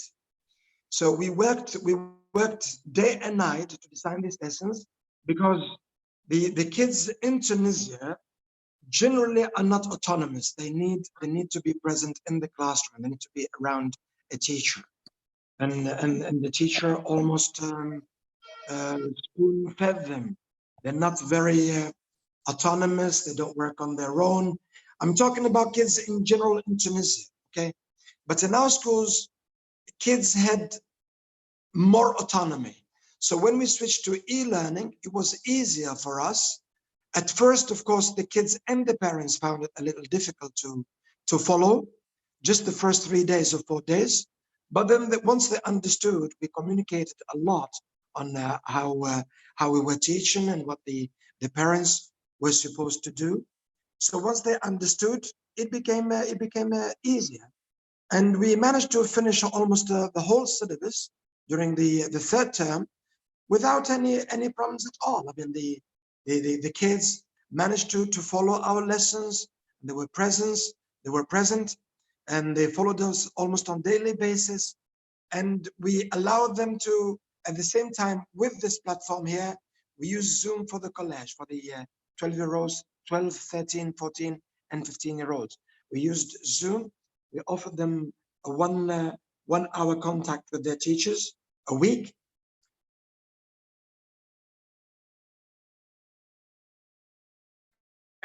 And it worked beautifully with the teachers. It was really good. So that's the experience. And with the secondary students, we used Zoom, but the students had to be present from 8 o'clock to 12 o'clock every day. If they were not present, they could we recorded the lessons when we downloaded them on our platform, and they could follow the lessons later on. Now, the most important thing here is the some problems. Some parents did not have, or some families did not have a PC at home, or a printer, or internet connection, or the internet connection was not very good. But thank God we managed to convince the parents to get ready, and we almost had absolutely no problems. It moved very smoothly with the kids. They enjoyed it. But the thing is, the platform allows teachers to assign different interactive exercises, upload different documents, share files, check on the learner's work and their progress, his progress. The platform also provides teachers with a dashboard with different histograms, pies, and so on, to have a kind of feedback on the progress of every learner and of different groups. The most common mistakes and difficulties that the kids could face. On the other hand, the learner could access the platform from the comfort of his own house, repeat and rewatch the lectures and videos, do and redo the tasks and exercises as many times as he wishes, and take his time to learn and understand and do the work. The challenge that popped up here is that as the whole country was under a lockdown, we had to convince the teachers as well as the staff to put aside their fears and worries and to come to premises to record the video, capturing topics for the models to cover the rest of the problem that we faced. So there was no visibility about the future. We became more and more aware and sure there will be psychological impact and the risk that learners might lose the motivation to learn, since it was a new experience for them. And as they were deprived of the natural environment, which is the school, the classroom, and the social contact with the classmates. Thus, teachers have to take into consideration the progression of the lessons, the frequency of the lessons as well, at the same time, keeping in mind the pace of the learner and his motivation, which were another challenge, to consider as we advanced in recording the lessons. So after 4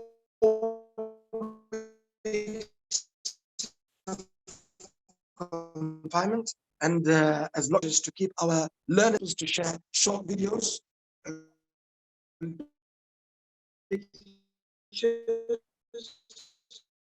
of the work at home, and we started publishing on the platform as well on the Facebook page, especially with the older ones, and that created a kind of competition between the kids, as nearly all of them wanted to appear on Facebook, and this helped keep motivation burning.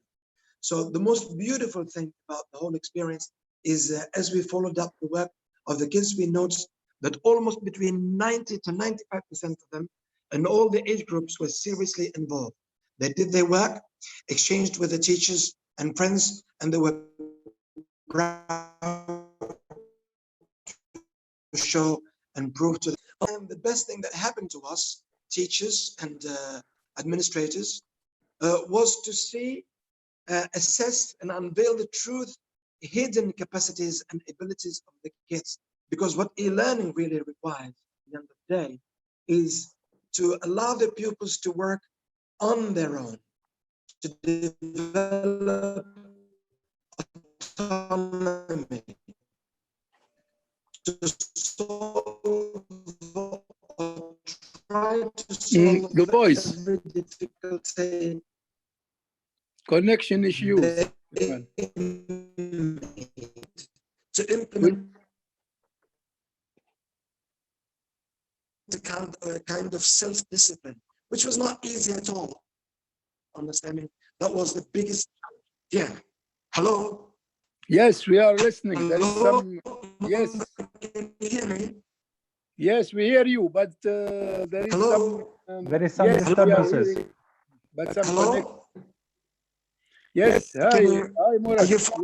We hear you, but there is some noise. Can you hear me? There is some disturbances. in the connection. Hello, we can come later to live this experience. So as per our subject, we have some thoughts. We saw the importance of Hello? Yes, hi, Mr. Murad. Well, Can you hear? we found out. Yeah, can you hear me now? Yes, now is better. Okay.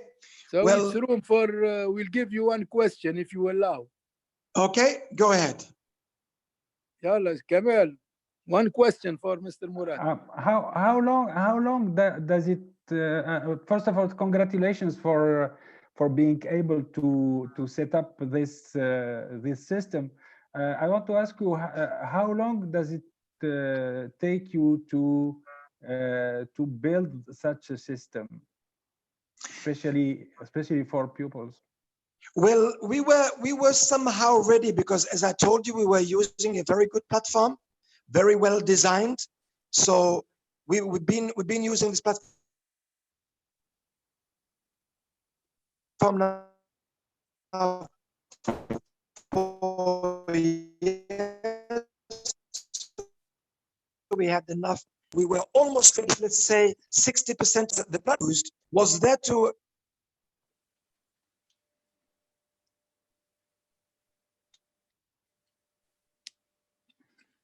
Hello. We cannot hear you. Yeah, the bandwidth is not good. To offer on the students after having done ready. Hello? Yes, hi, Murad. Hello? Hello. So the idea that Hello? you were almost ready for the experience. Yes, we Yes, have can you some hear me? connection issue. Maybe later We were you will almost have ready, but better connection. bad connection. Thank you very much and congratulations. Okay. The president of the European Financial Management Association, he has a question for you. He asked me, he say, this Yeah. is public or private? I answer in your place if you allow me private. I just read. Your message.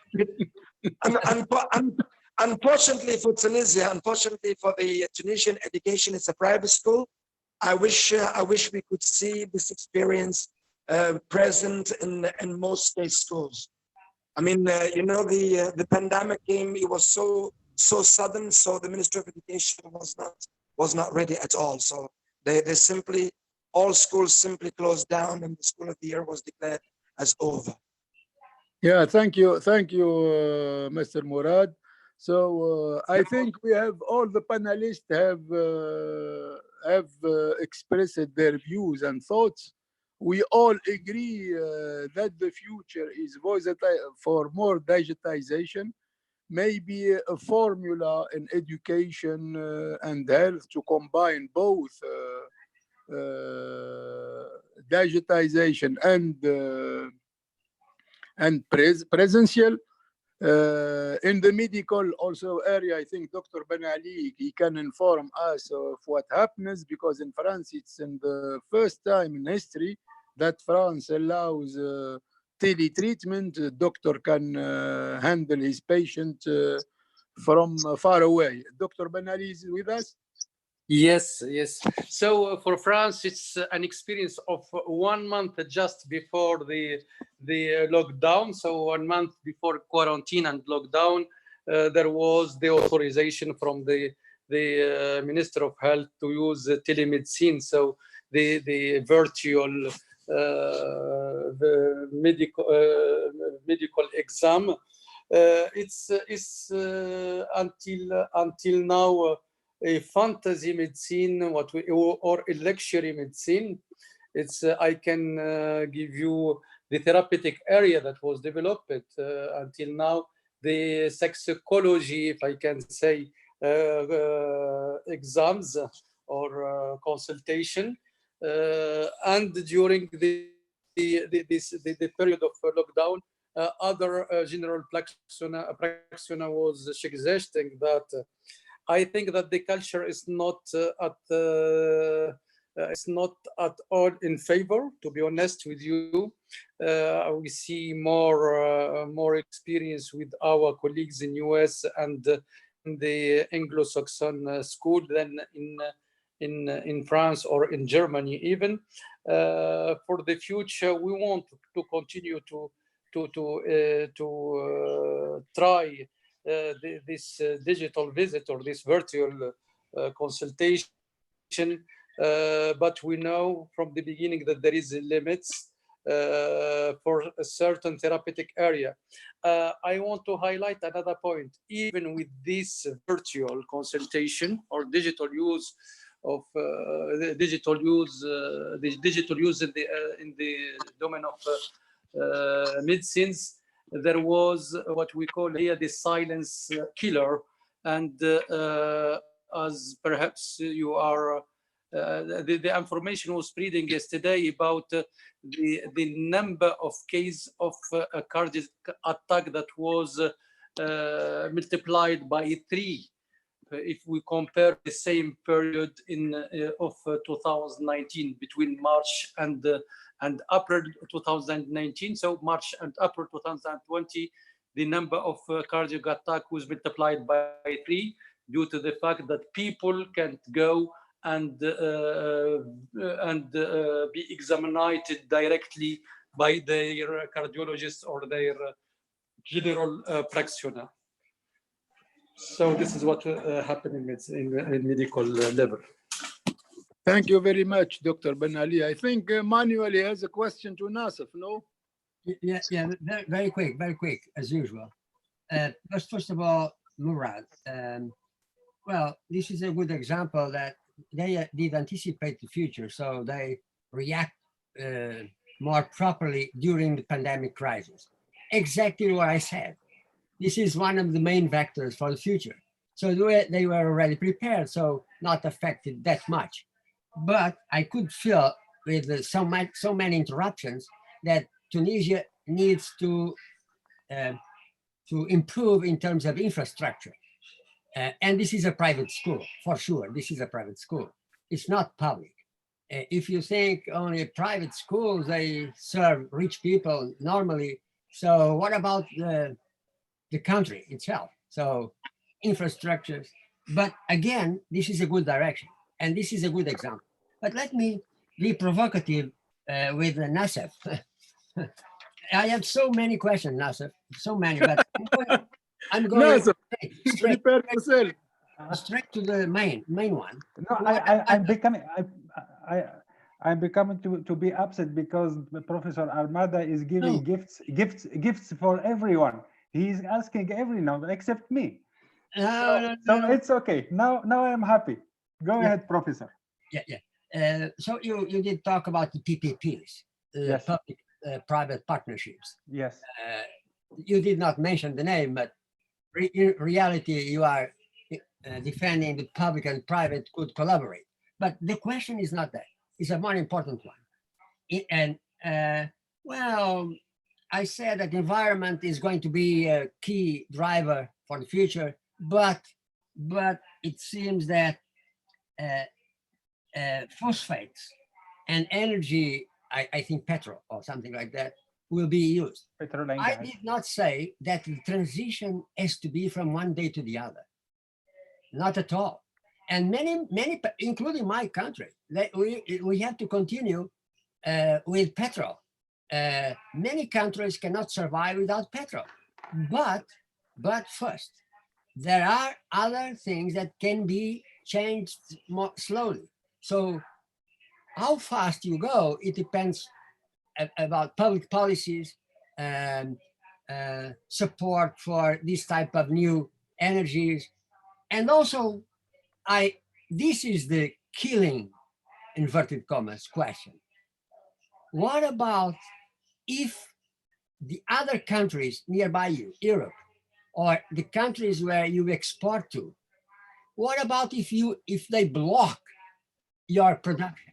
They do not import goods from Tunisia because they know that you are using polluted ingredients for industry, agriculture, etc. What about unless the internal consumption, this is economics, basic economics, unless the internal consumption absorbs a large portion of the internal production. Otherwise, the world is going to block your exports. Probably. Okay, thank you. Thank you for the both questions. There is a trade-off. I agree. First of all, I didn't mention the public-private partnership because I didn't want to be prisoner of this special institutional way to have collaboration. That's the first part. Second, I think we have the free trade agreement that we have signed in 1995, which is not mentioned that the products that we export have to be environment friendly, unless there is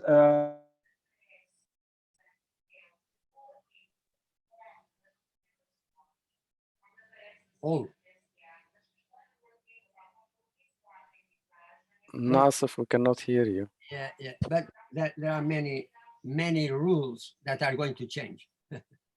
Many treaties signed some years ago are not going to be valid anymore. Well, example, Exactly. NAFTA, Canada, and the US and Mexico, okay? Exactly. Agreements do change. Exactly that.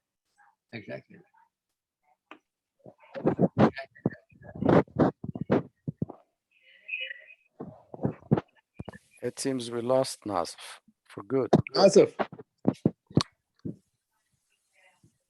Okay, any questions? Okay, Mr. Mundar, I would like for Mr. Armada, Professor, donc as you are a dean, for add something about phosphate, as I am an engineer from a company of phosphate of GAFSA, and as you said, that as Mr. Nasif said, it will be. Yes. Okay, Mr. Nasif is back now. Okay, I let you. Thank you. I apologize. I think an issue of the connection. Our products are the olive oil, which is rewarded as the best quality olive oil in the world. Dates with almost biological. Okay, that's the main products. So we have no problem with the standards of the health standards of food exports. So the problem, yes, maybe other countries can put some restrictive standards, but I think the specificities of our exports make us far from these restrictions. Did I answer at your questions? Of course, I had to agree with you. You cannot change the structure of an industry from one day to the other. This is it happens everywhere. The important point is to think about a more medium long term. Probably phosphates is not the most important problem. It helps many things in the agriculture. I know that. But what about the other types of energy? Energy, pollution. I don't know.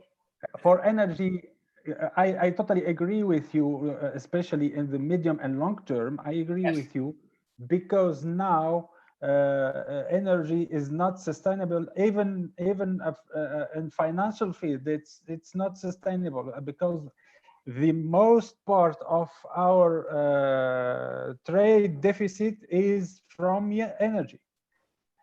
And the most, one of the most big expenditure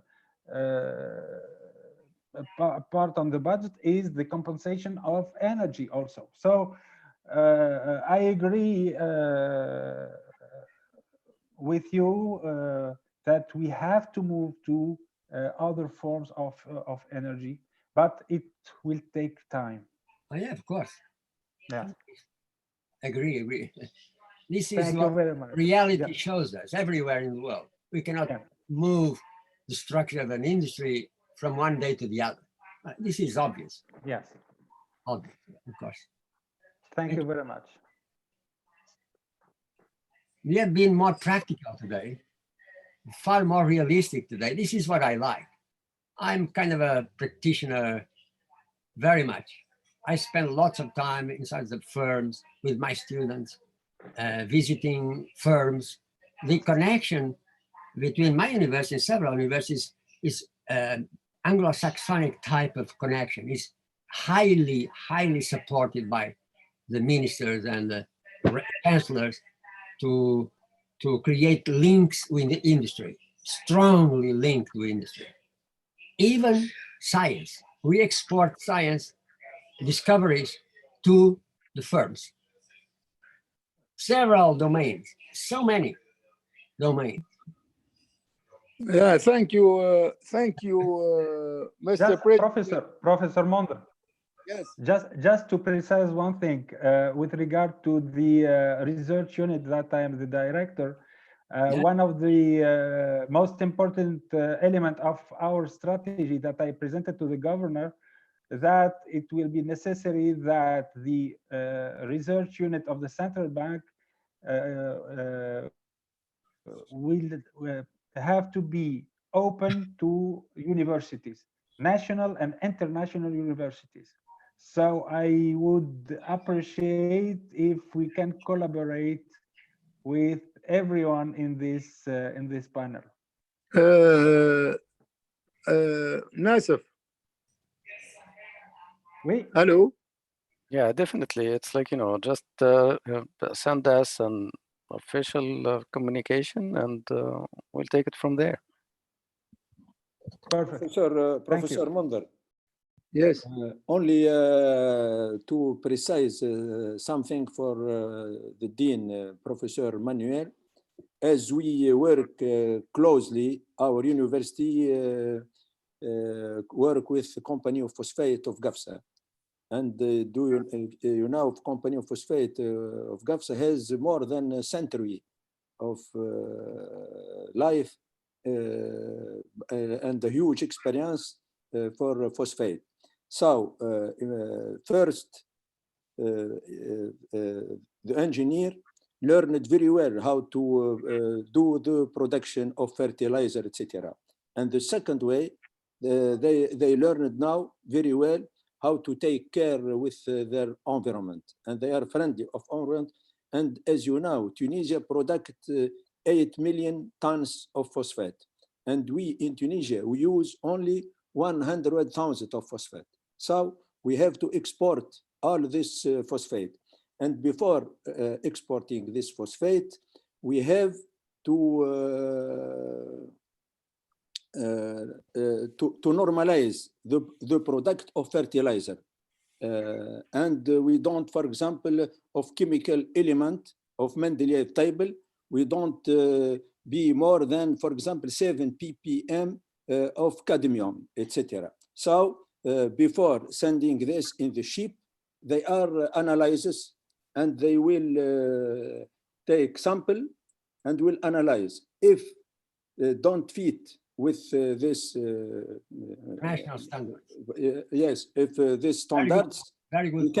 We can't export our phosphate. This is to precise that in Tunisia, and I hope that you will visit one day with Mr. Kamal and Mr. Mohammed, our university, and we will visit the site of phosphate exploitation, and you will see the fertilizer. And Tunisia is the first in the world of phosphoric fertilizer. We are the first company in Tunisia. So we are very glad and proud to work with the company of phosphate of GAFSA. This is to precise only about pollution and about environment. Yeah, thank you. Only Mr. Monder, one thanks. as we are all deans here, we speak a lot about smart society, smart city. If you now we have to think of a smart university, and we are thinking about smart university, and we will be happy to cooperate together for this project. And Mr. Kamal spoke about digitalization, and Mr. Murad too, and Mr. Wonder said all this, the professor. So it's good area and good field to work together, because Tunisia is smart. They are smart Tunisia.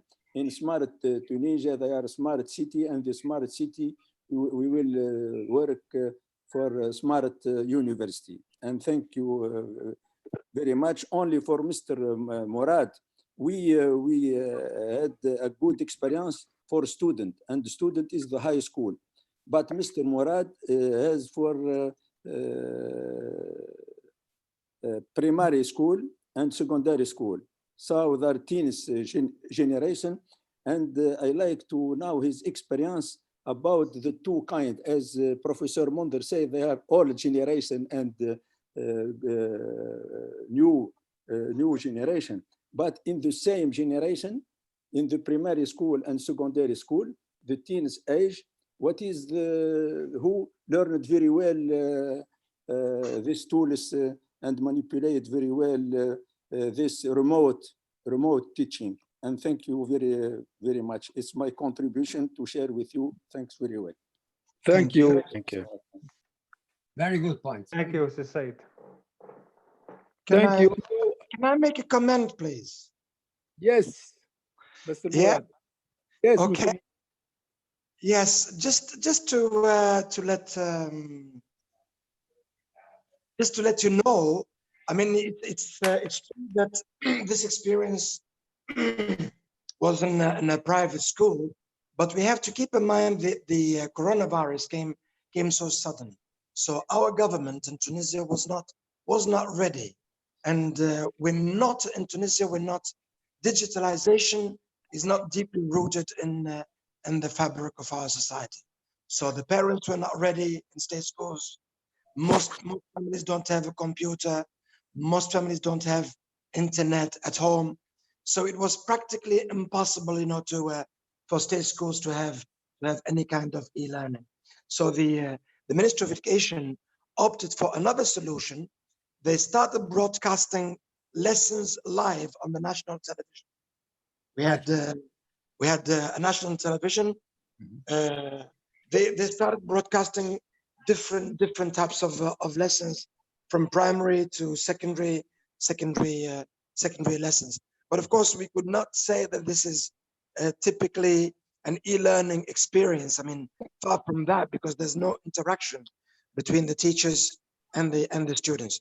But I'm absolutely sure and positive that after this pandemic, Tunisia will make its breakthrough with e-learning, be it for state schools or private schools. I'm absolutely sure about this, because I had the contact with the Minister of Education a month ago, and he seemed to be very convinced of the importance of e-learning and developing the e-learning strategies in Tunisia. We're probably among the first Arab countries that thought about introducing e-learning in Tunisia, but it's all a matter of political will, So we think about implementing something, but then all the plans fall apart, because there's no follow-up. Our experience in the private school was successful because we wanted it to be successful. So we gave it all the necessary, all the necessary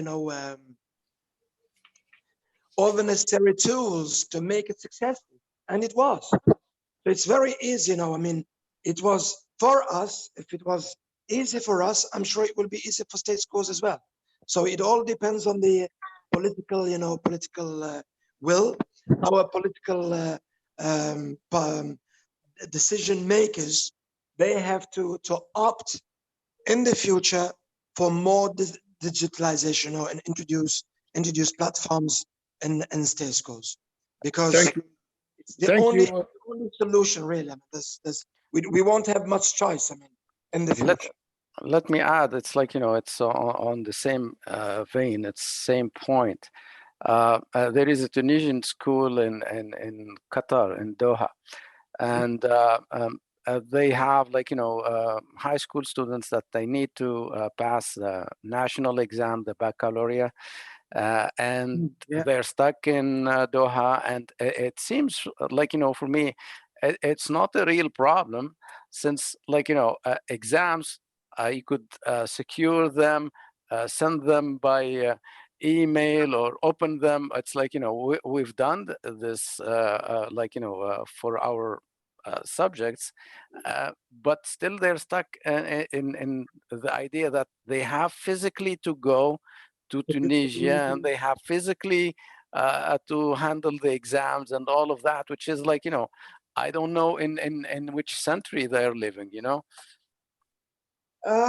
Which century?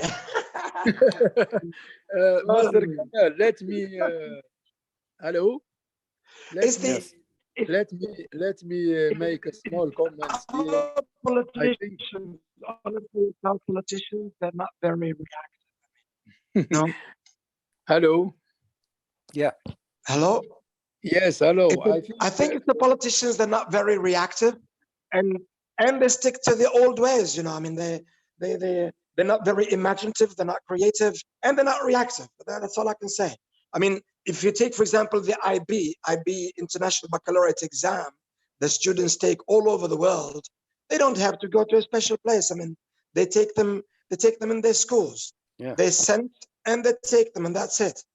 So probably our politicians need to have a look around in the rest of the world and see how things are done.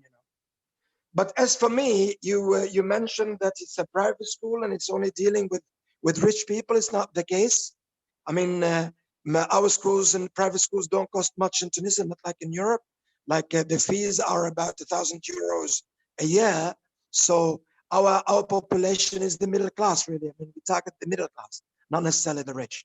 But at the same time, since we are in charge of our schools, we had to find, since we were confined, we had to find a solution and to continue teaching.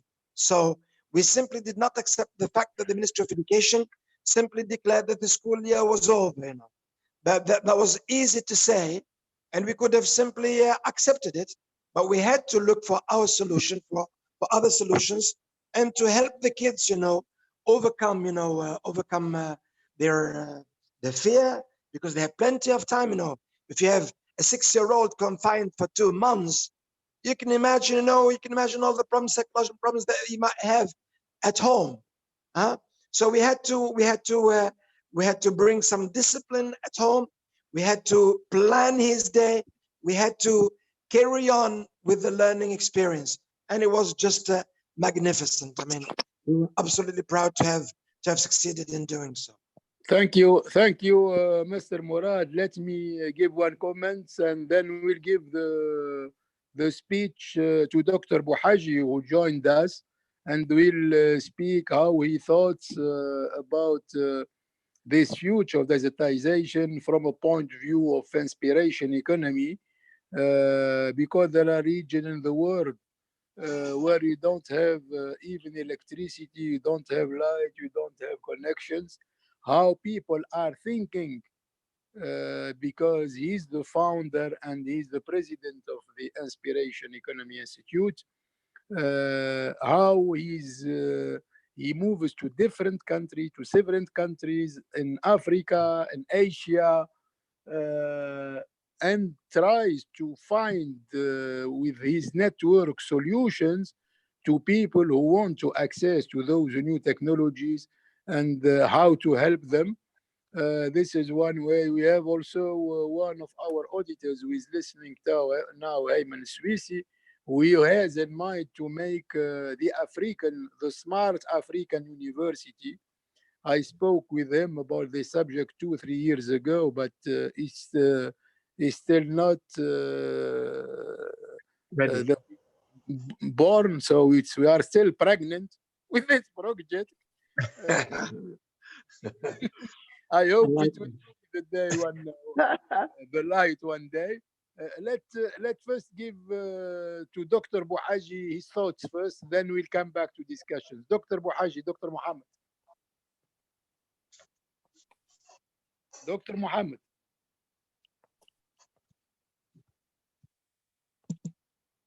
Are you here?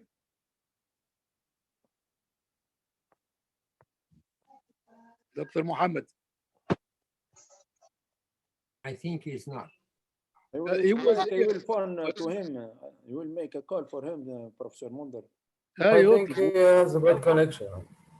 اطلبوا خليه يرجع. He was here. Okay, So let's he's back. No.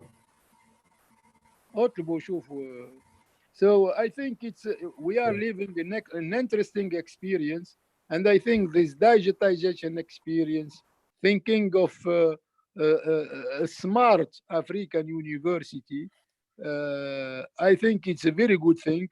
There are several applications in smart. For example, I saw on TV in healthcare, for example, when someone wants some medicine, when someone wants some help, we cannot give him directly, so we send by kind of drones. If Dr. Ben Ali is here to say to us what is the future of those applications in medicine. Well, Amazon is delivering by using drones. Yes, I GPS, think, Munder, yes, for the technology, there is an accelerated access to high technology in medicine. And today, if biopharmaceutical company are afraid from a new kind of company, they are afraid from company of networking, company of internet and digitalization, and we are afraid, for example, from Google's as a competitor more than other biopharmaceutical company. For example, there is trials today to expand the use of Apple and iPhone as a scan instead of the scan that we know in hospital, the big machine, and the same thing you are mentioning, the use of a drone to deliver a drug, but not just a drug. For the organ transplantation, you need to take the organ as soon as possible to a reference center to be treated and to be transplanted directly to the patient that need this organ. So there is really a quick endorsement of this technology in the field of medicine, and we are today speaking about future medicine with all this application. Another point, Munder, I think that for virtual e-learning or for virtual meetings, biopharmaceutical company was pioneer, and I can confirm that since 15 years ago, and at least the 10 last year, personally, I was working from home, organizing virtual summit, show that the technology was different, but we was always organizing such kind of event before beginning a rule or before beginning a routine practice in our field. There is another important point now is using robots managed directly and managing centrally by surgeon, and the robots, the surgeon could be in Paris and the robots could be perhaps in Canada or in US, and he can execute exactly the recommendation of the surgeon and perform the intervention. So there is a lot of use of technology and the quick endorsement of technology in medicine today. Hi. Yeah, thank you very much, Dr. Ben Ali. So I think Dr. Bouhaji joined us or not? Not yet. I am trying to reach. Okay, he's not here. So if you have other few questions, otherwise we'll conclude. Well, just can I make a suggestion? A very good Yes. suggestion for Tunisia. Probably you still have already, but I did learn this quite a lot in Palestine a couple of months ago. They have the people that immigrate many years ago, and they are in Norway, they live in France. They are PhDs from Harvard, MIT, like my School of Medicine here. MIT and Harvard helped us in terms of medicine. It's one of the best schools in the country. And many examples that Dr. Ali mentioned, I had this to be more concrete, is the surgery and huge applications of artificial intelligence and surgeries at distance, even at heart surgeries can be done at a distance, commanded by hands, and the patient is thousands of kilometers away, and they are doing this. But my suggestion is something that I never thought could be so useful for countries with so many ruins and history, like Tunisia. It's called virtual reality. Say they ask for archaeologists, people religious from religion side, from history, anthropology, sociology, and they kind of, with binoculars, they kind of build programs so that you can walk inside the ruins as if they were centuries ago. So virtual reality, a good investor in if you want to attract tourism, you depend upon tourism very much. So virtual reality could be an incentive to attract tourism to visit ruins and to show them all these things. So you can sell and earn a lot of money with this type of artificial intelligence and machine, this virtual thing. So we can walk inside exactly as the monument was many millenniums ago. So they are doing this in Palestine quite heavily, surprisingly. And Tunisia is a very, very good country for this kind of opportunity for investment. This is one. Yeah, thank you very much, Manuel. I share perfectly your thoughts. And to confirm just what you say now, École Polytechnique Méditerranéenne, which is present with us here. I saw Samuel is the dean there. They have developed a kind of challenge, and this challenge have been possible, and we have followed the challenge every night for 12 nights. Dr. Ben Ali was present, and he saw from France the quality of the work done, and the teachers at École Polytechnique Méditerranéenne, one here with us. Some of those they have application that have really application, and he accepted Manuel, the scientific committee of University Mediterranean. So we'll invite all to real workshop with our recommendations, future, how can we go out of this, that we cannot skip, that's for sure. But how much the amount of digitization is the areas, like in medicine, I think there are some limits. Maybe he can answer us in 2 words this session.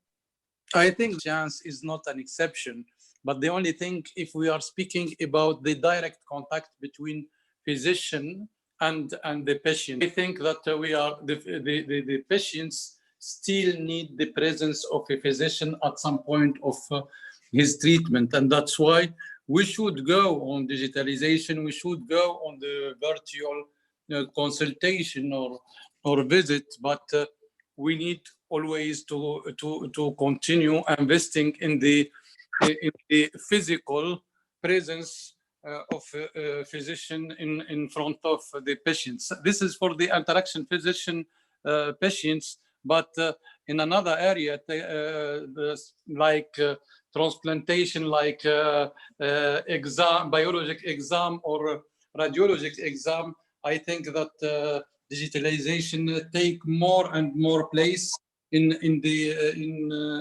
practice. Application also, I think I'm one of people who launched the new application in the field of oncology, and Cancer 0.0 today is used worldwide. The same thing, urgence.info is used worldwide. So these tools should be tools in the hand of physician and health practitioner to facilitate their works, and not to complicate or to create a gap or a distance between them and their patients. So this is what I see as limits. Yeah, thank you very much for your thoughts. Any other thoughts? Professor Munder, Mr. Bouhaji presents his excuses because he has guests, and he said not postpone this for another time. No, it's okay. Anyway, he's not a keynote speaker today. He's just hello. If you let me, Professor Munder, for Dr. Muaz, he defended energically a healthcare system instead of a health treatment system. But if we set up a good healthcare system with all its components, it will be able to predict and forecast disease and avoid what we are living now. Only this. And thanks a lot for all information from which we learn a lot. Thank you very much, Doctor. Okay, if Professor Munder let me answer. Yes, yes. It's really a critical question, and I can tell you that I will not reinvent the wheel, saying that the prevention is the key for avoiding disease or to be healthy. And the healthcare system is based on prevention. In the prevention compound, there is a nutriment and nutrition. And this is a key word because Hippocrates, the father of medical science and medicine, say that what you are eat today is your medicines, is your drugs. So I think a lot of diseases, the much complicated of them, and I'm specialized of one of them, oncology, cancer, you can avoid it by prevention. And prevention is cancer is not the social distancing like in virus or using mask, but is to eat correctly and to manage the stress correctly, to be in the good environment and to avoid pollution. So this is how we can speak about prevention. In the case of COVID-19, I don't think that there is, and then from the beginning, I was clear, I think with Mr.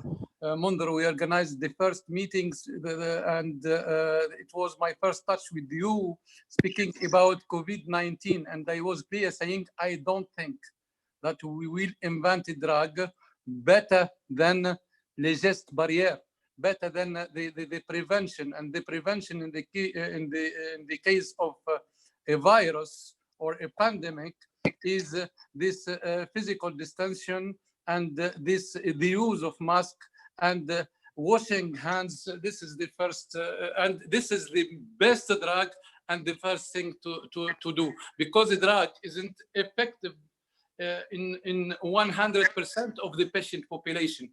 You should put in your mind that the most expensive drug and the most effective drug can't exceed 70 to 80% of efficacy in the targeted population of patients. So, and this les gestes barrières, so the mask and the washing hands in the case of COVID-19 and the physical distancing giving a result and can minimize the risk to 85%. So it's the best drug, and I don't understand until now why people are looking to other drugs. We have the best drug in using this best practice, this best way of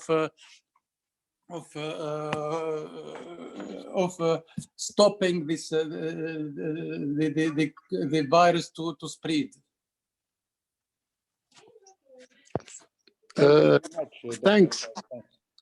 Thanks, doctor. So I think all what we say today, I will resume and in 2 words the general context.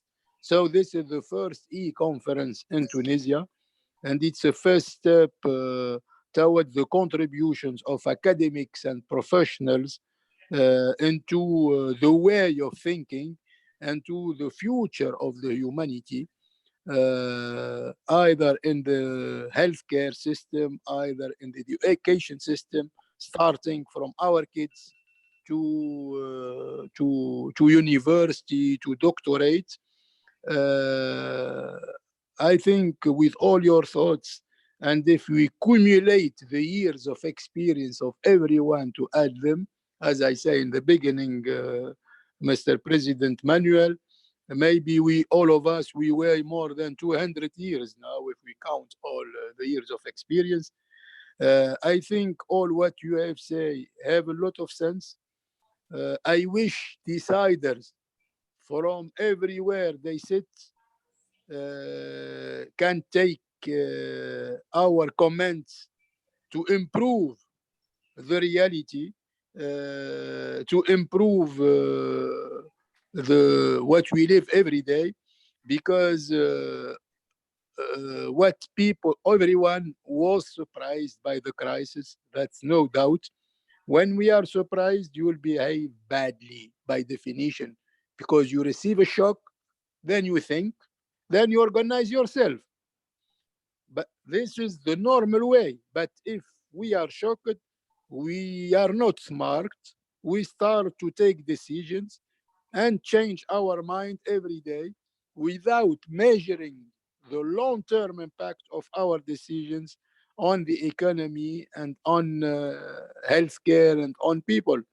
So this shock, this virus, this small microsome, I don't know how to call it, who change our ways of life, bring us closer to each other in the way of thinking, of finding solutions. But anyway, I think, and as Dr. Ben Ali said several times, we can find the solution. Let's remain in positive only if we work together, if we pool resources, if we pool our mind, if we put together all the years of experience, and if we let aside all personal interests, and if we implement what we think, we implement it really, because often and unfortunately, this is what is observed in the world. Everyone speaks in the world about good corporate governance, about good ethics, how they are the only way to bring humanity, to make us more human. But unfortunately, those who use these big slogans and those big sentences are the first who do not respect them. When unhappily, this is the situation today. That's why more ethics and pooling common resources, putting the right people in right places, we can manage things, not because of the chair we are sitting on, but we can manage things because of what we have in our minds and our brains. Thank you all. Thank you very much. If you have something to add, or we will close. And I think the next webinar will be around 14 June. It will be an e-conference. NASF is seeking, maybe we'll see if Central Bank Governor will be present with us, I think. Congratulations. Exactly. Exactly. I began to formulate the demand to the government, to governor to participate in the next webinar. I will let you know his answer. Thank you very much, Nasif. This maybe will make us close also to each other in terms of research, because you as head of research, and here we have researchers and thinkers and really skills who are not used and can be used to contribute to the development of the country of Tunisia at different skills. I have the idea several years ago when Professor Armada knows this, to create with Jean-Luc Prigent the REMEREC, the network, the European and Euro-Mediterranean network for science and education. His university is part of this network. Maybe University Mediterranean also is part of this network. Maybe now your center of research will be joined to this network, Nasif, to feed and to exchange research papers and workers. Will be all happy to continue with this network. I remember one thing, I'll close with it, so because many people don't know history, but Professor Manuel, who is the president of the financial European Financial Management Association, he knows that we applied this digitization, as you remember, I think 2005, 6, 7, where we have done the 5th International Finance Conference in Tunisia. And from a hotel in Tunisia, we were connected, Manuel, with Harry Markovic. You remember Manuel? Yes, very well. On that time, the connection from the US to Hammamet cost us $9,000, just the connection. While the cost of connection, how much it costs you? I think it costs you around 2-3 euros maximum. For some of you, it's free, this connection. So humanity has done big step in digitization. The quality of speakers, you have two kinds of speakers. We have speakers like you, who are welcome, who speak, contribute to science, to development, to exchange ideas. On that time, I remember we brought Professor Harry Markovic, who is Nobel laureate and is MIT. He spoke to us, and the deal was, before he spoke, Manuel knows this, was for $1, $1,000. For 1 minute, $1,000. To take it or leave it. So thank you very much for your contribution, for speaking freely for the purpose of developing science and for the benefits of humanity. And inshallah, we meet again on our next e-conference, which will be around 14 June. Happy birthday, Manuel, again. Okay, thank you. And this is a good example how things are so costly in a point in time, and within years, the cost of new energies will go down. This is a good example. Thank you very much. Happy birthday, Thank you Mr. very Manuel. much, everybody. Thank you, thank you. Happy And thank birthday. you for learning. It was wonderful to learn. Yes. Thank you. Thank you. And we'll invite you on 14, inshallah. I hope Thanks you will for be all. available, all of you. Thank you. Thanks, Manuel. Thanks, Bye. Dr. Ben Ali. Thanks, Murad. Thanks, Nas. Thanks to you, Professor. Thank Goodbye. you. See you. Thank you, Mr. Said. Thank you all. Bye. Bye. Bye. Bye. Bye. Thank you very much. Very interesting.